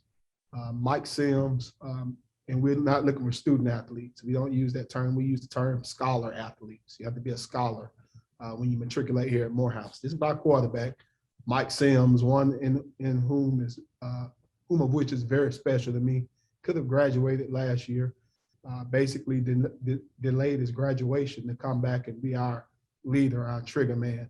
And he's finishing with a business degree. So he's going to be somebody's somebody once he leaves our campus, and I'm proud of him. To my left is Santo Dunn. Again, that's another business major. He'll be graduating in May as well. Has been regarded as one of the top players in our conference for a number of years. Proud of him, proud of both of them. And to your point, to your question about the transfer portal and about recruiting, yeah, recruiting is fluid. Obviously, the need for recruiting changes on a year-to-year basis based off of position. But for us, we're always looking for, as I mentioned earlier, the right fit. The right fit. What do you mean, Coach? It means it goes a little bit further than what happens on the gridiron. We're looking for that person that's a well-spoken person, someone that's well-read, well-dressed. We talk about presence and we talk about character and we talk about intellect. Those are 3 of the pillars that we have our program founded upon. So yes, we will engage the transfer portal. but it has to be somebody that's ready for all of what comes with Morehouse College. They have to be ready for it. We're not looking for someone that can just run fast and jump high and put a uniform on them and play the game. That's not the guy that we're looking for. And so the kid that you mentioned earlier from Portland State was also at Rutgers prior to being at Portland State, and he's already a business owner. You know, so kids like that, and we have a few guys that came from the Naval Academy, West Point, and Mercer, and so we did a pretty good job with that, and we were able to capitalize off of those guys that fell victim to COVID. So we signed a few freshmen that we probably wouldn't have had the opportunity to sign had COVID not struck, the pandemic not struck. So we're happy with where we are with recruiting, and we'll see if we can put it all together in these 21 practices that we have before we kick the ball off. Okay, and my follow-up question, if I may, you had you're talking on recruiting, you had the camp a couple weeks ago, and that was got a big deal. A lot of folks out there. What was the thought process behind that? And then after that, I'll ask the student athletes about the NIL, because again, you guys being business majors, being at Morehouse College, and being student athletes, I think a lot of people would like to know what you guys think of it and what your plans are, if any. So, and I will yield my time. Yeah, major shout out to Ahmad Tinker of the Minority Coaches Association. We did that camp in conjunction with that organization. And man, I tell you, we had somewhere north of 2,000 kids to come out. And that was only the second year. And it's building up steam as each year passes. It's a way of being able to get that kid exposed that's probably not getting recruited by a Power 5 program, SEC, ACC, Pac-10, Big 12. So that's what that camp is all about. That camp is a little bit more than an evaluation camp. It's also a homecoming ceremony for all the HBCU coaches.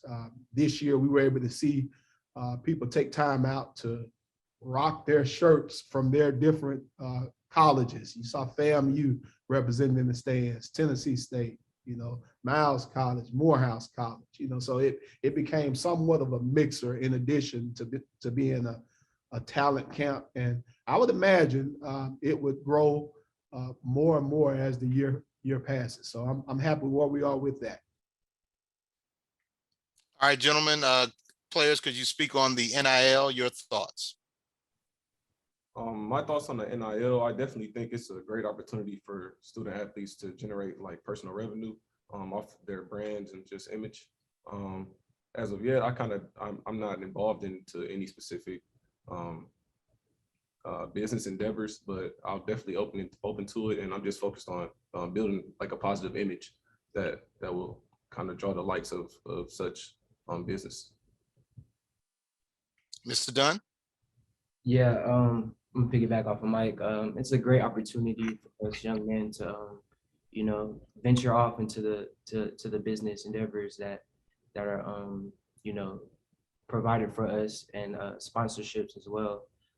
It's pretty cool, and I believe in it. So I'm pretty well off. Great with what they're doing. All right. And our last member of the media, Michael Jefferson, you're up. Good afternoon, Coach. This is Michael Jefferson with Block Sports. And my main questions, that first question does go back to NIL and being in Atlanta. Has Morehouse put any policies in place for your student athletes to abide by as they potentially venture out for opportunities? I know there are other universities, colleges and universities that have put in place rules. So has Morehouse done the same? Well, I think what we're going to do is at this point, again, just as the young men are becoming familiar with it, the coaching staff, and compliance officials are becoming familiar with, because let's call a spade a spade. I think the rule was passed really for some of those athletes at the top programs in the nation, your University of Alabama's, you know, your Michigans, your Ohio States, you know. So obviously, I'll give a perfect example. We're nestled right in the middle of Atlanta, Georgia. And so nearby, we have the Morehouse School of Medicine. We also have the Centers for Disease Control. So sometimes we may find out information about a pandemic maybe much sooner than others will. Hence, you'll see that Morehouse College was the first school to cancel football. And we look like the craziest school to do it, but at the end of the day, everybody else followed suit. So again, I think persons on the campus of the University of Alabama or persons on the campus of Ohio State, they would be more of what we would call czars for the new rule with the name and likeness. And I think as we continue to go, we'll find out and get educated on what it is that's a do and what it is that's a don't. And we'll make all that information ready for our kids as we move along. My last question is, do you know the percentage of athletes that are currently vaccinated against COVID-19 and especially against this Delta variant? I'm proud to say, I think right now we're somewhere north of 90%. I'm very proud to say that. And I say that without batting an eye. You know, our president, you know, and our board of trustees, the AU Center Consortium, you know, we made it known that we want to have a vaccinated campus, and our kids, they understand. We have grandmothers and mothers, and with the new Delta variant, it's gone from affecting grandmothers and mothers now to affecting the young, the youth. So we understand that, and our kids, they're getting vaccinated. So I'm happy with where we are coming into fall camp on next Friday, and I don't think we will have any problems whatsoever. I don't anticipate any problems whatsoever. Well, Coach, thank you very much for your time, and guys, success to your upcoming season. Thank you. Thank you. All right. Thank you so very much to the Maroon Tigers. Good luck to you, gentlemen, and we can't wait to see the product that you'll have on the field this fall. And now we're going to move over to Savannah State. And it seems as though at some point they were the elephant in the room in the 2019 season, not eligible for the SIAC championship, but they did go 7-3, 5-0 in league play. Head coach Sean Quinn joins us now. They had the #1 scoring defense, and during the spring season, they went 1-1. They lost to West Alabama and defeated Middle Georgia. And this is not a misprint, 85-0 with 350 yards rushing with 12 people rushing. Coach Quinn, thank you for joining us. And first of all, normally people say they call the dogs off. Did you try to call the dogs off in that 85-0 game?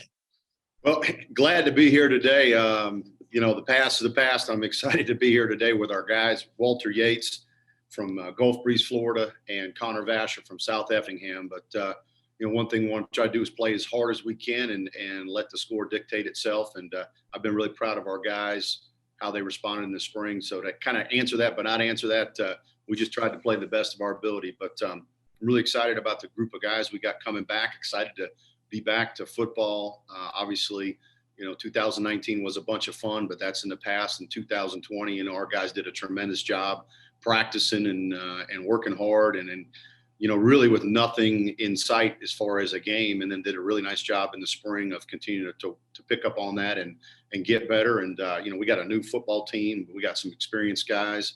And I think we got a chance to have a good football team. But, you know, our job is to figure out what the sauce or the mojo is of this team and how good we can be. Every year is different. And so our job as coaches and players is to find a way to be absolutely our best, whatever that is and wherever that takes us. and working hard. But I'm really proud of the way the guys have handled a lot of adversity. Our league's been handed a lot of, tough stuff, and our kudos to the other coaches in our conference. We a lot of times had different rules, different protocols, and I think as a coaching group in the SIAC, we've done a great job. I know here our guys have done a tremendous job responding to the whole COVID issue, and I'm excited to see what we can do. We're excited to get in here next week and get going. Our guys been working their butts off this summer, and I'm excited to see what we can become as a group. And like I said, every year is a little different. We're like a band, figure out who's playing drums, who's playing bass, and who's our best singer. So we're excited to see where this thing goes. All right. Thank you so very much for that.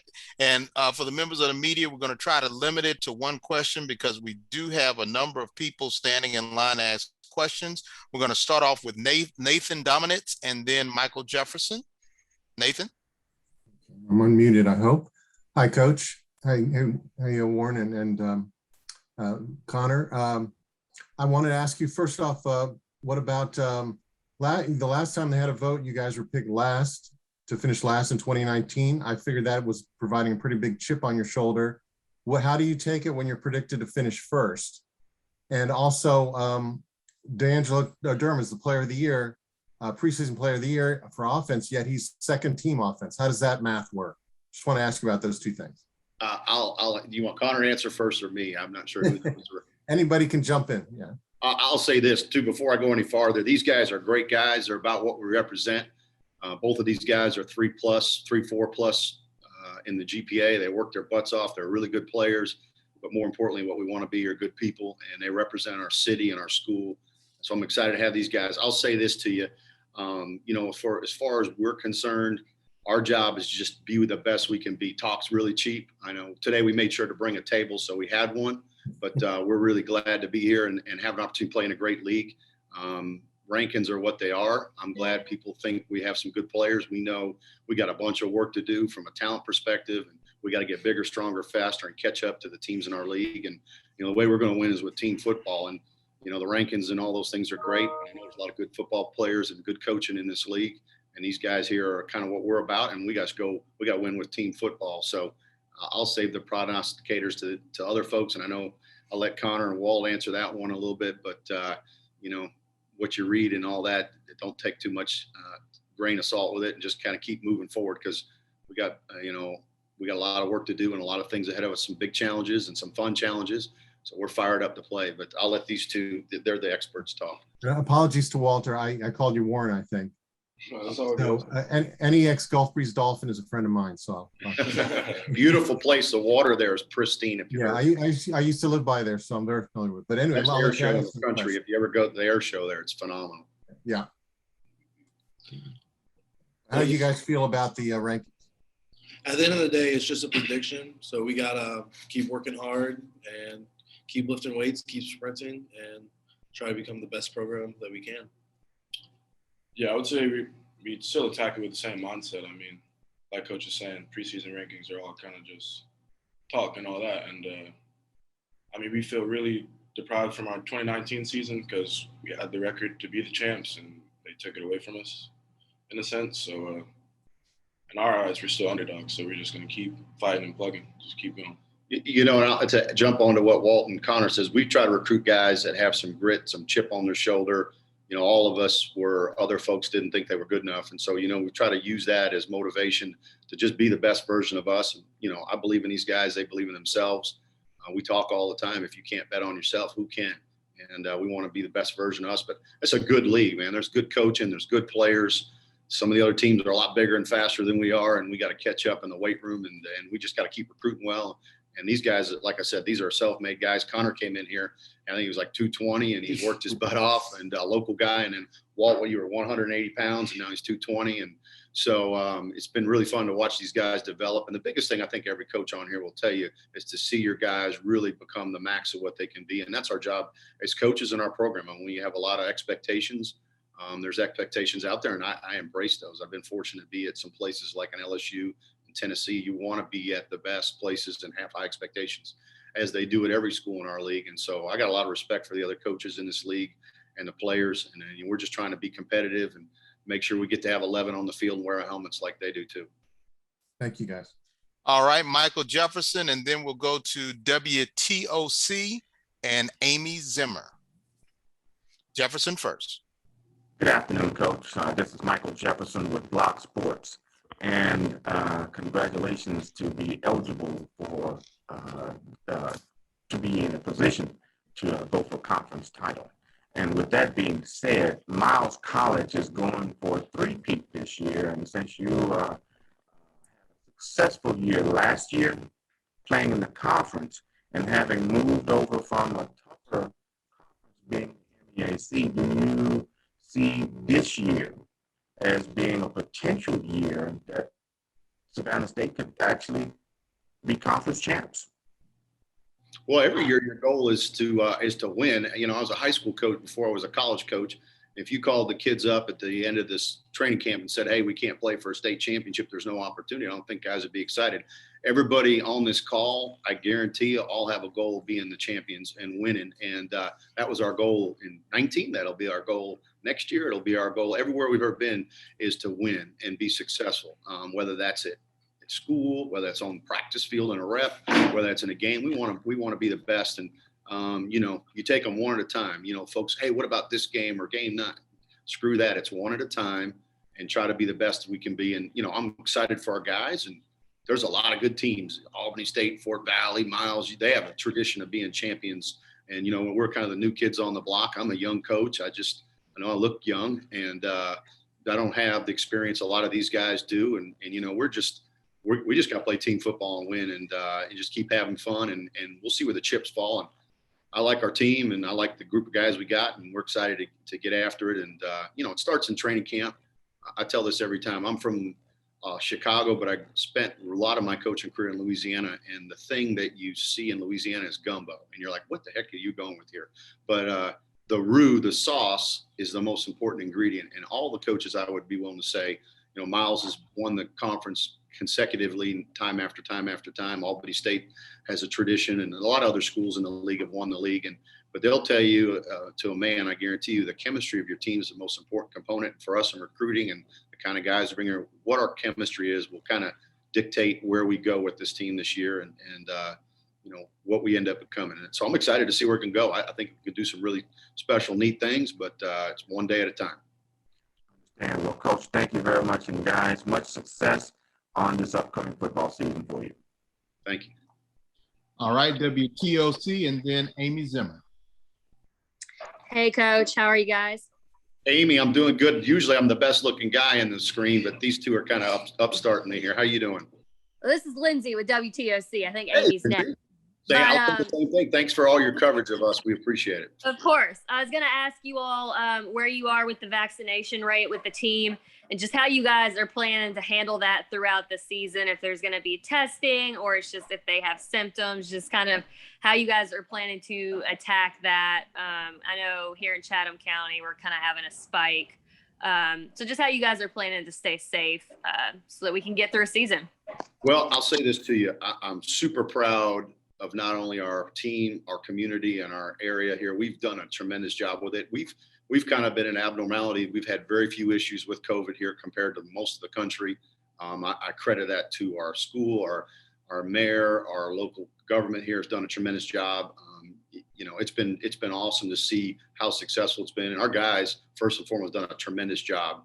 In the time we've dealt with this since the spring of 2020, I've handled it like champs, and we've had very few issues. I think we've got some really good protocols. You know, spent a lot of time with Georgia Southern, who was one of the 2 teams to play all of their games. And we kind of adapted some of their protocols. And our guys just did a good job. We've been very blessed with this. And a lot of our guys have been vaccinated. I'm not going to give you the exact number for some personal reasons, but our guys done a tremendous job. You know, I felt like as a head coach, it was important that I get vaccinated as an example. And I'll tell you that on the front end to show how important that is, that we do the right things and keep folks on the right path. And I think our guys are doing a tremendous job, and they're excited to play. And I've told them we got to do whatever we got to do to win and have a chance to be successful. And this is just another thing on the list that you got to do. Obviously, you know, everybody's got a choice to make. And I think each person has an individual decision to make in any walk in life. But, you know, there is a certain requirement to be part of a team. And obviously this is something the league has put on us, and we were planning on doing that anyway. So Our guys have handled it with grace and dignity, and will continue to do a good job with it. And hopefully we'll be able to rock and roll and have packed stadiums and have a bunch of fun. We'll follow the protocols we got in place, but we did a great job. We had almost zero issues with it in the last 18 months here. And I credit our trainers, our staff here, and the players especially, because they did a really nice job. All right, let's move over to Amy Zimmer and then Black College Experience. Hey, Coach Connor and Walter. Amy Zimmer with WJCL 22 News here at ABC Savannah. With the season just around the corner, what are some of the main focuses this preseason, and how would you describe the overall atmosphere of the team? Well, I'll let these guys, some focuses, they maybe let them answer because they need to do more talking than me. But anything, I know, Walt, what do you got to work on? Hand placement. But hand placement, yeah, block destruction. But I would just say one thing we're all trying to focus on is just getting everybody back on the same page. Just it was hard going through a season with not a lot to play for in the spring. So just getting that chemistry back, getting guys on board, just getting everybody excited to win the SIAC. So I mean, that's what our goal is, and that's what we're trying to do. So I give our guys a lot of credit. I mean, we had 40 plus guys that didn't go through spring football with us for some other reasons. And so we had a limited roster and we did a great job. We played walk-on guys that were tryout guys. I thought our guys handled it really well and really did a nice job with the limited numbers in the spring that we had. Connor, you interject here. Yeah, we just got to keep on working. If you're not first, you're last, and that's just kind of the mindset we have to take. And it is going to be kind of hard to come back. Not hard, but we had the best season in 20 years here at Savannah State in 2019, and with COVID, it did definitely put a damper on it. But we're here to work, and we just got to get the team back together and get to work. Yeah, I'll say this: our guys have done a really good job of just trying to do things the right way. I'll tell you what, as a coach, that bar or that goalpost has moved on some protocols, rules, and it sometimes can be discouraging just when you think this thing, we've got it whipped and we're moving another direction. But I tell you what, it lights me up. The players come in and you get to see them, be around them. The new guys that we've got coming in, we've got a good group of high school transfers and some veteran guys we've been able to get in here, and then a core group of guys, Walt and Connor being part of that, and just getting around them, man, that rejuvenates you. And I'm sure every coach on this call is just excited to be around their players. This is a people business. I tell everybody here, the only reason we have a job is because of these players. We're here to serve them, help them along their journey, and make this a great experience for them. And I think that's important that you understand that you're servant-minded, and we want our team to be that way. And as coaches, and these guys serve our community. And so I'm excited to just get the band back together. We've had a lot of guys here this summer, but we had a lot of guys that are home, and get everybody back and be together and just kind of work and as a group of men and see where we can go with this thing is pretty exciting. And we got a great group of people around the program. So excited to see those folks work together. Black College Experience, then AD Drew. All right. Hey, Coach. Hey, guys. Are there any particular games that you're looking forward to this, like, besides just coming back to play football because you've been away since 19, are there any particular games that you're definitely looking forward to? I'll give you the PC answer first. Every one of them, week to week. I mean, folks hey, we just want to go out and play. We're just excited to get cleats and go on and hit the practice field. I'm just being honest with you, and have something, because I'll explain this to you. We had a really good football team come back in 20, and our guys were fired up. We were excited to play, and that was a tough pill to swallow. Folks were playing around us, and we didn't get the opportunity to. And I really give our guys a lot of credit, our coaches, and so I think our guys generally are just excited to get out there and play meaningful games. The spring was like playing golf where you could use mulligans. It just didn't really count. It was good from a development standpoint, but as far as competing for an ultimate prize, that wasn't there. And I know our players are. I'll let you guys speak, but excited to just have, go play for something that means something. And every week we got good teams. There's nobody on our schedule that we're more talented than, or every game is going to be a challenge. And I think we know that, but I'll let you guys answer. Yeah, I'm super pumped to to play these conference games for sure. Because like Walt said earlier, we weren't allowed to compete in the championship in 2019. and that hurt a little bit, not gonna lie. But from now, we're just excited to work and prove ourselves for the conference. Yeah, I would say every game as well, but if I were to highlight one game, I would say the Valdosta State game. We're definitely very looking forward to that game because I know they're a very prestigious D2 school, win a lot of national championships. So, the challenge for us, that's in our Division II, that is the SEC of college football, the Gulf South. And I think our league is a great league. It's an up and coming league with a lot of good coaches, good programs, and you see it continue to grow. So they're a formidable challenge. And one thing we've tried to do regionally is we want to play as many teams in the Georgia area from that conference and play more localized football. And one of the benefits of being an SIAC is instead of playing in Delaware in front of 500 people, we're playing in Atlanta in front of 10,000, and we're playing in the state of Georgia with big crowds where people care about the games, and there's a rivalry there.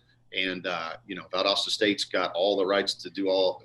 They have a tremendous tradition. We've had one winning season in 21 years, so we're just like the guy moved down the street, and we're just getting settled in and putting our cable on. So we're just getting going here, and we're excited to see where we can go. Thanks, Coach. Thanks, guys. All right. Thank you. AD Drew and then Stephen Gaither. Good afternoon, gentlemen. AD Drew, Black College Sports Network. You guys are one of the few Division II teams and one of the few SIAC teams that actually play live competition during the spring instead of the traditional spring practice. So obviously you're going to use that to your advantage. But what advantages do you guys think that you got out of playing in the spring? This both you, the coach and the players. And number two, are there any concerns about any injuries going into the fall because you did play in the spring, especially soft tissue injuries? I'll answer first. I think the experience of getting to travel and let our guys play and not lose any eligibility in the process, especially our freshmen, was really invaluable. Like I said, when we played West Alabama, was a tremendous team. We had a lot of guys that didn't travel and play in the game, so we played a number of guys that may have not normally played or weren't ready to play. Our kicking group, our specialists got work and live. We got the live situation. We got to travel.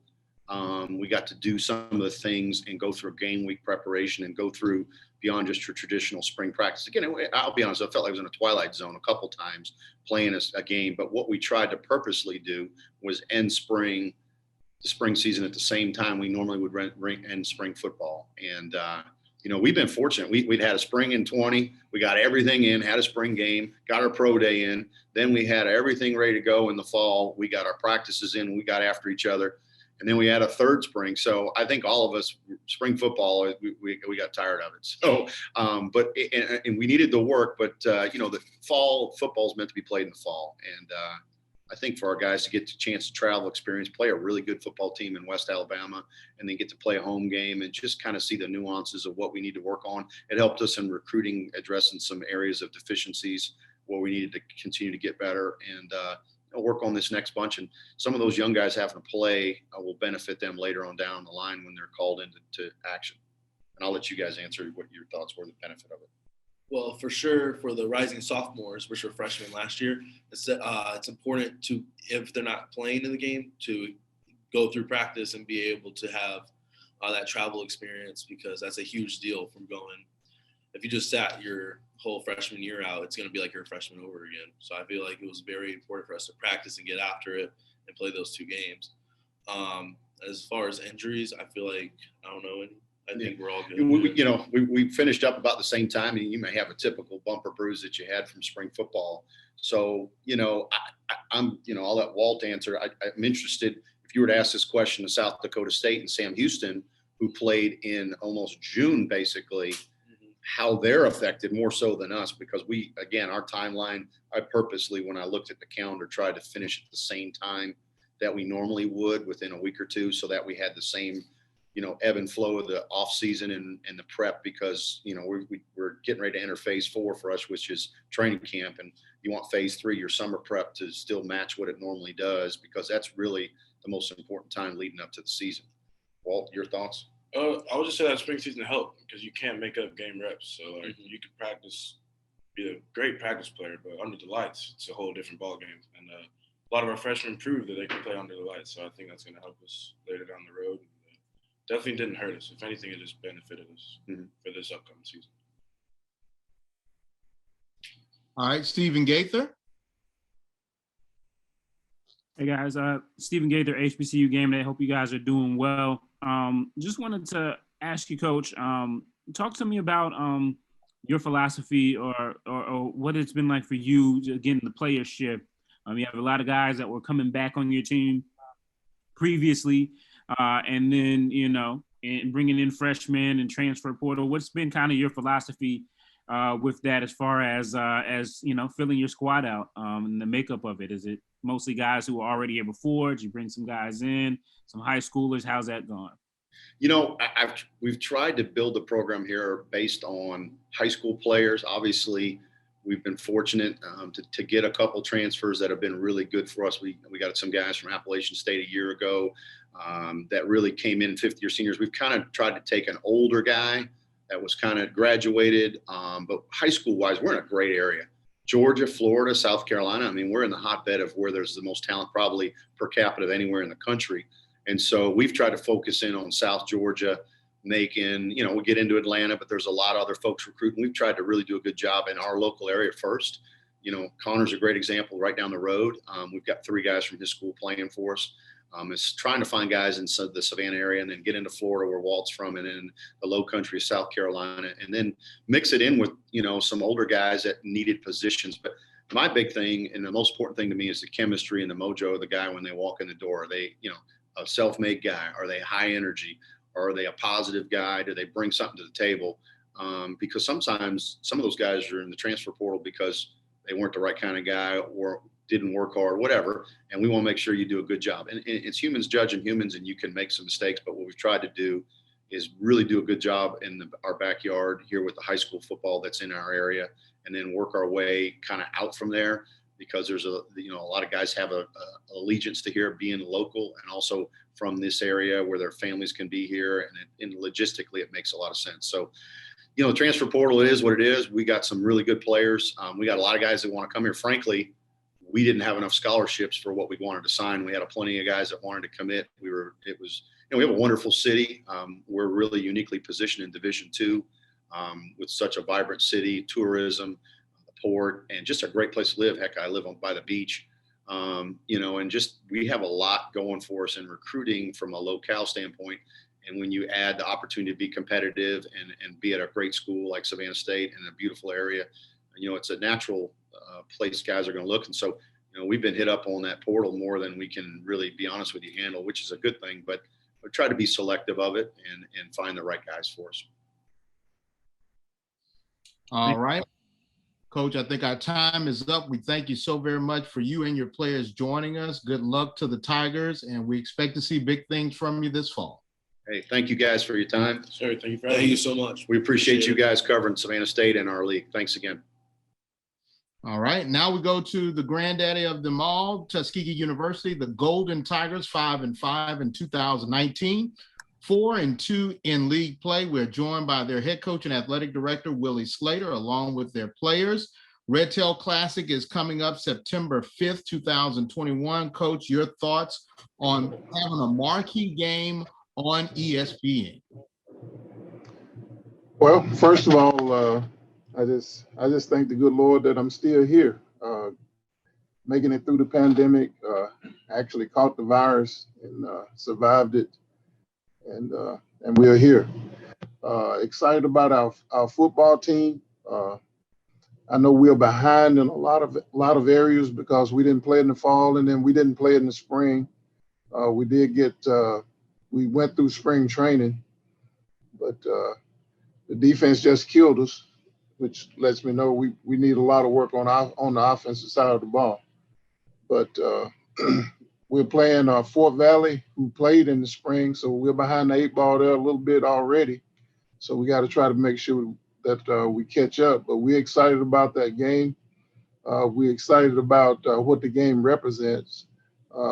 We kind of came up with that game with the honoring the Red Tails, the Tuskegee Airmen, honoring Tuskegee Airmen, and it was a vision that was given to me by another guy that's passed away right now. But we're excited about that. I think it's a great opportunity for both schools to be on ESPN, and because it's close by, it's in Montgomery, so it's almost like a home game for us. So we're excited about that, and hopefully we'll be ready to play when it's time to play those people. All right, we already have some members of the media standing in line waiting to ask questions. We'll go to. Yes, Let me introduce our players that we have with us before we go there, and then have Carl Matthews. Carl Matthews plays. He's a defensive back for us, outside linebacker. He's already graduated, got his degree in business administration, and he's coming back for his senior year. And then we have Toriano Taylor, who plays running back from Atlanta, Georgia, and we're excited about him. I think he's a really good player. So I'm excited about the young men that we have. Toriano also is 3-point. He's above a 3.0 in his GPA also right now, and he's on track to graduate on time. Very good, Coach. Let's go to our members of the media. First up is 360 Sports. Coach, glad to see you. Certainly, over the last couple of years, Miles has occupied a position that Tuskegee has been in so many times before. What is it, the identity for this team? Golden Tiger teams have been unpredictable in terms of their offense in the past, and they've kept teams off balance with a really equal measure of the run in the past. What do you look for? What are you trying to do this year? Are you continuing that, or you have something new that you're going to unveil for the SIAC opposition? If I had something new, I wouldn't tell. I couldn't tell. But we've made some changes though. We made some changes on defense. Kevin Powers now our defensive coordinator. And we only scored twice against them this spring, so I'm excited about that. I think that was a good move. On the offensive side of the ball, we've changed. We have a different offensive line coach. I'm going back and coaching the quarterbacks again, and then we moved another guy to coaching the running backs. I've been coaching the running backs since I've been here, so we're gonna have some things that's a little different. We're gonna be young. We'll be young at quarterback. And that's kind of what happened to us the last 2 years is our starting quarterback got hurt earlier in the year, and then we tried to bring him back, and he really never got back. And we lost some close games that I thought we had an opportunity to win with him, but we didn't have it. So now we're going to have a young group, but it's a group that I'm excited about. I think they have a lot of potential, and I'm excited about that. But we have some older guys in some other areas that hopefully they're going to help us overcome that. And just like you say, hopefully we'll be unpredictable. I mean, people know what we do. Everybody know what we do, but they don't know when we do it. So that's the main thing. All right, let's move on to AD Drew and then Stephen Gunter. Good afternoon, Coach. How you doing? I'm doing great. All right, got a question for you, then I'm going to have a quick follow-up for the players. Alabama State of Football champions. SEC champion is from your state. SWAC champion is from your state. And for you, unfortunately, the SIAC defending champion is also from your state, and probably your number one rival. So my question to you, Coach, is given Tuskegee's tradition and 12 national championships, what is it going to take for Tuskegee to get back to the throne that it has had for so long? You have to win all your games. If you don't win your games, you're not going to be on any kind of throne. But just listening to Albany State and listening to Savannah State and listening to Morehouse and Fort Valley and all these guys, it's a little difficult to get to that throne. And I think the quality of football in the SIAC has improved yearly since I've been in this league. I know I came into this league and we were doing some things that was a little different, but now we got a lot of people doing some things that's different. And we got a lot of people that has some really good football players. So just like I heard might have been Coach Ruffin say, I mean, any one of us can win this conference. So hopefully we will be a team that will be reckoned with. But getting back to the top, that's simple. That's not complicated at all. You got to win. You got to win all your games. All right. And my follow-up for the players, it's been 2019 since you guys have played. What is it going to mean when you get back to Abbott Stadium and hear that ball and parlay coming from the band under the shed? That's for the players. Well, I tell you, I've been around. I've been around some really good football teams, in North Alabama and Troy University and Jacksonville State and even Temple. But there's nothing like a Tuskegee football game. And I believe that anybody that when they come down in the bowl, the players, they'll be a witness that there's nothing like a Tuskegee football game. So we're excited about that. I know our fans are, and we're, our kids are. So hopefully our kids are going to come back in good shape, and we'll be ready to play. Okay, players, would you like to answer that question? I'll go first. So that's an exciting feeling. But that's an exciting feeling. We've been out for a year and we hear the band practicing and they still feel like we out there on Saturdays. So it's that first game day and they come on, it's like you get a whole new energy. You feel like you tired before that. They start playing, they start counting down. You ain't tired no more. You can go again. You can go harder because they going as hard as they can behind you. So it's very exciting to play in front of that, to hear that, and just to make these fans proud. Mr. Taylor? Okay, from my end, I believe it's going to be very exciting to play in front of the fans again. Personally, I feel like we owe them because of the 5-5 season we had these past couple years. So I'm taking that very personally to go out and just, I don't care if I have to carry my legs out the field. I'm running till I can't run no more, and I'm taking that very personal. And I'm gonna make sure everybody on my team is buying in to Coach Slater's plans, and we're gonna go out and we're gonna dominate. All right. We had Mr. Gunter from WSFA next. He put his hand down. Not sure if he's still there. If not, yeah. Go ahead. Yeah. Thank you very much, Coach Slater.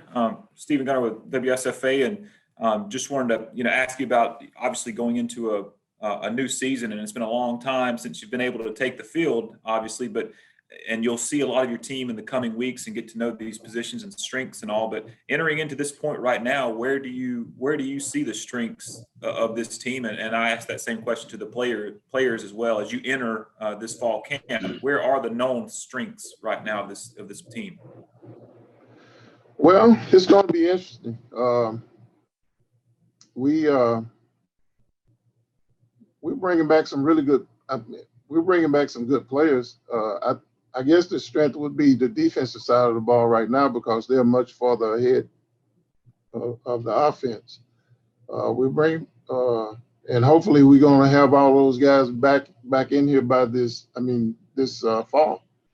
We're actually reporting 2 days from now, and right now, all of the guys are planning to come back, and we're excited about seeing them. All right, players. Go with Carl first. Carl? Hello? Yeah, go ahead, Carl. You got to turn down I don't know how to turn mine down.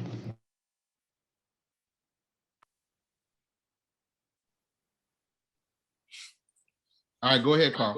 Okay, so Coach Slade's gonna say the defense is a strength, but I feel like the offense is a strength. Our job as defense is try to get them the ball as much as possible, and I think we could do that this year a lot. And the strengths that we have a great running back in Toro. We have good young quarterbacks coming in. With Coach Slater coaching the quarterbacks this year, I feel like their decision making, their reads, everything is going to be on point that coexists with his offense. So we got some good receivers coming back too from the 2019 season. So I really feel like our strengths can be in our offense. I expect them to put up a lot of points. Mr. Taylor? I feel like our strength will be within our bond and how we come together as a team. Over the pandemic or whatever, we've been putting in work and just been putting in a lot of, time together during the off season and communicating with each other, trying to see how each other plays and what each other likes and stuff like that. So I feel like our strength lies within our bond, and we're gonna go out there with a reason to fight for each other every week and come in with every practice trying to get not 1 but 2 or 3% better. And we're gonna, like I said earlier, we're gonna come out, we're gonna try to dominate every game. All right, let's go over to Jamie Walker and then Stephen Gaither. Coach Slater, how you doing? In listening to everything and you kind of going back and coaching quarterbacks, and Carl kind of touched on it as well. What are your emphasis, or what are the things that you are emphasizing when coaching the quarterbacks again? What do you want to see as far as improvement? Well, I mean, the key to the quarterback position is consistency. So, I mean, you got to be consistent. So to be consistent, you got to have good fundamentals and you got to have good techniques. If your techniques are bad, then you're not going to be consistent. And so as a quarterback coach, I've always, put a lot of emphasis on technique, footwork. I mean, throwing the ball is all about footwork. And so I'm a stickler on that. I was a stickler on that when I was coaching the running backs. When I was coaching the receivers, it's all about doing the same thing over and over again at a high level and being good at it. So I'll be their worst nightmare, that's for sure. But I believe they'll love me in the end. All right, last question. We'll go to Stephen Gaither. Hey, Coach Slater, how you doing? Doing good. Awesome. I want to ask you to put on your AD hat for a minute here. So you guys have been playing Alabama State yearly in the Labor Day Classic, but this year you guys have brought back the Turkey Day Classic. Well, you guys have come back to it. Can you take me inside the decision for that for a little bit and how that kind of shapes your football program for this year going forward? Obviously, that's the end of the year, but we can talk about that a little bit. Yeah, the Turkey Day Classic is a money-making deal. So we're trying to make money for the program. That's mainly the purpose of it. And because when we stopped playing it the last time, we actually made the playoffs like 4 years in a row. Then some things were changed, and so now it's a lot more difficult to make the playoffs. And of course, once you make the playoffs, it's tough. It's tough in the playoffs, and everybody that's going to get in that playoff, I'm hoping the best for them. I believe that somebody can, I believe of Savannah State, Albany State. I believe you can win the national championship. So I believe that, one of my goals at Tuskegee is to win the national championship, not just win the SIAC, but win the NCAA national championship. I've been a part of that. I believe that we can. But right now, I sit back and I was really proud, but at the same time, I was disappointed. Just looking at our coaches, we had a athletic directors meeting yesterday and day before yesterday. We had a 2-day deal, and you just sit back and you listen at Kentucky State got a new field. Morehouse got a new field. Central State of Ohio got a new field. Just looking at, these people they got all these new facilities and things, which is not going to do anything but help them upgrade their programs.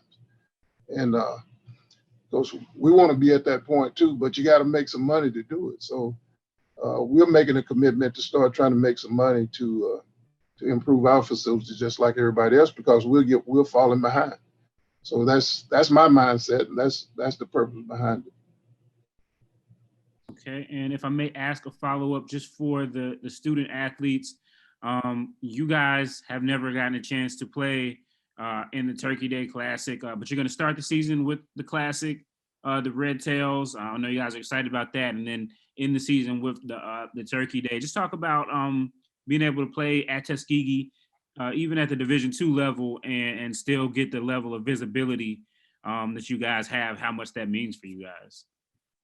Yeah, I mean, we actually playing the Red Tails Classic in Montgomery at Crampton Bowl, and the ESPN is sponsoring it. So I was excited about that. I mean, how can you say no to that? But it's an opportunity to make some money for our school, but at the same time, you're getting a double whammy. You make a little money for your school, and then you also get some exposure for your school. So. To me, that's the only reason you play this game is to make money. I mean, people can say whatever they want to, and a lot of people are in love with the games and they're in love with the tailgating and all of that stuff. But the primary purpose of even having a football game is to make money. So when you got an opportunity to do it,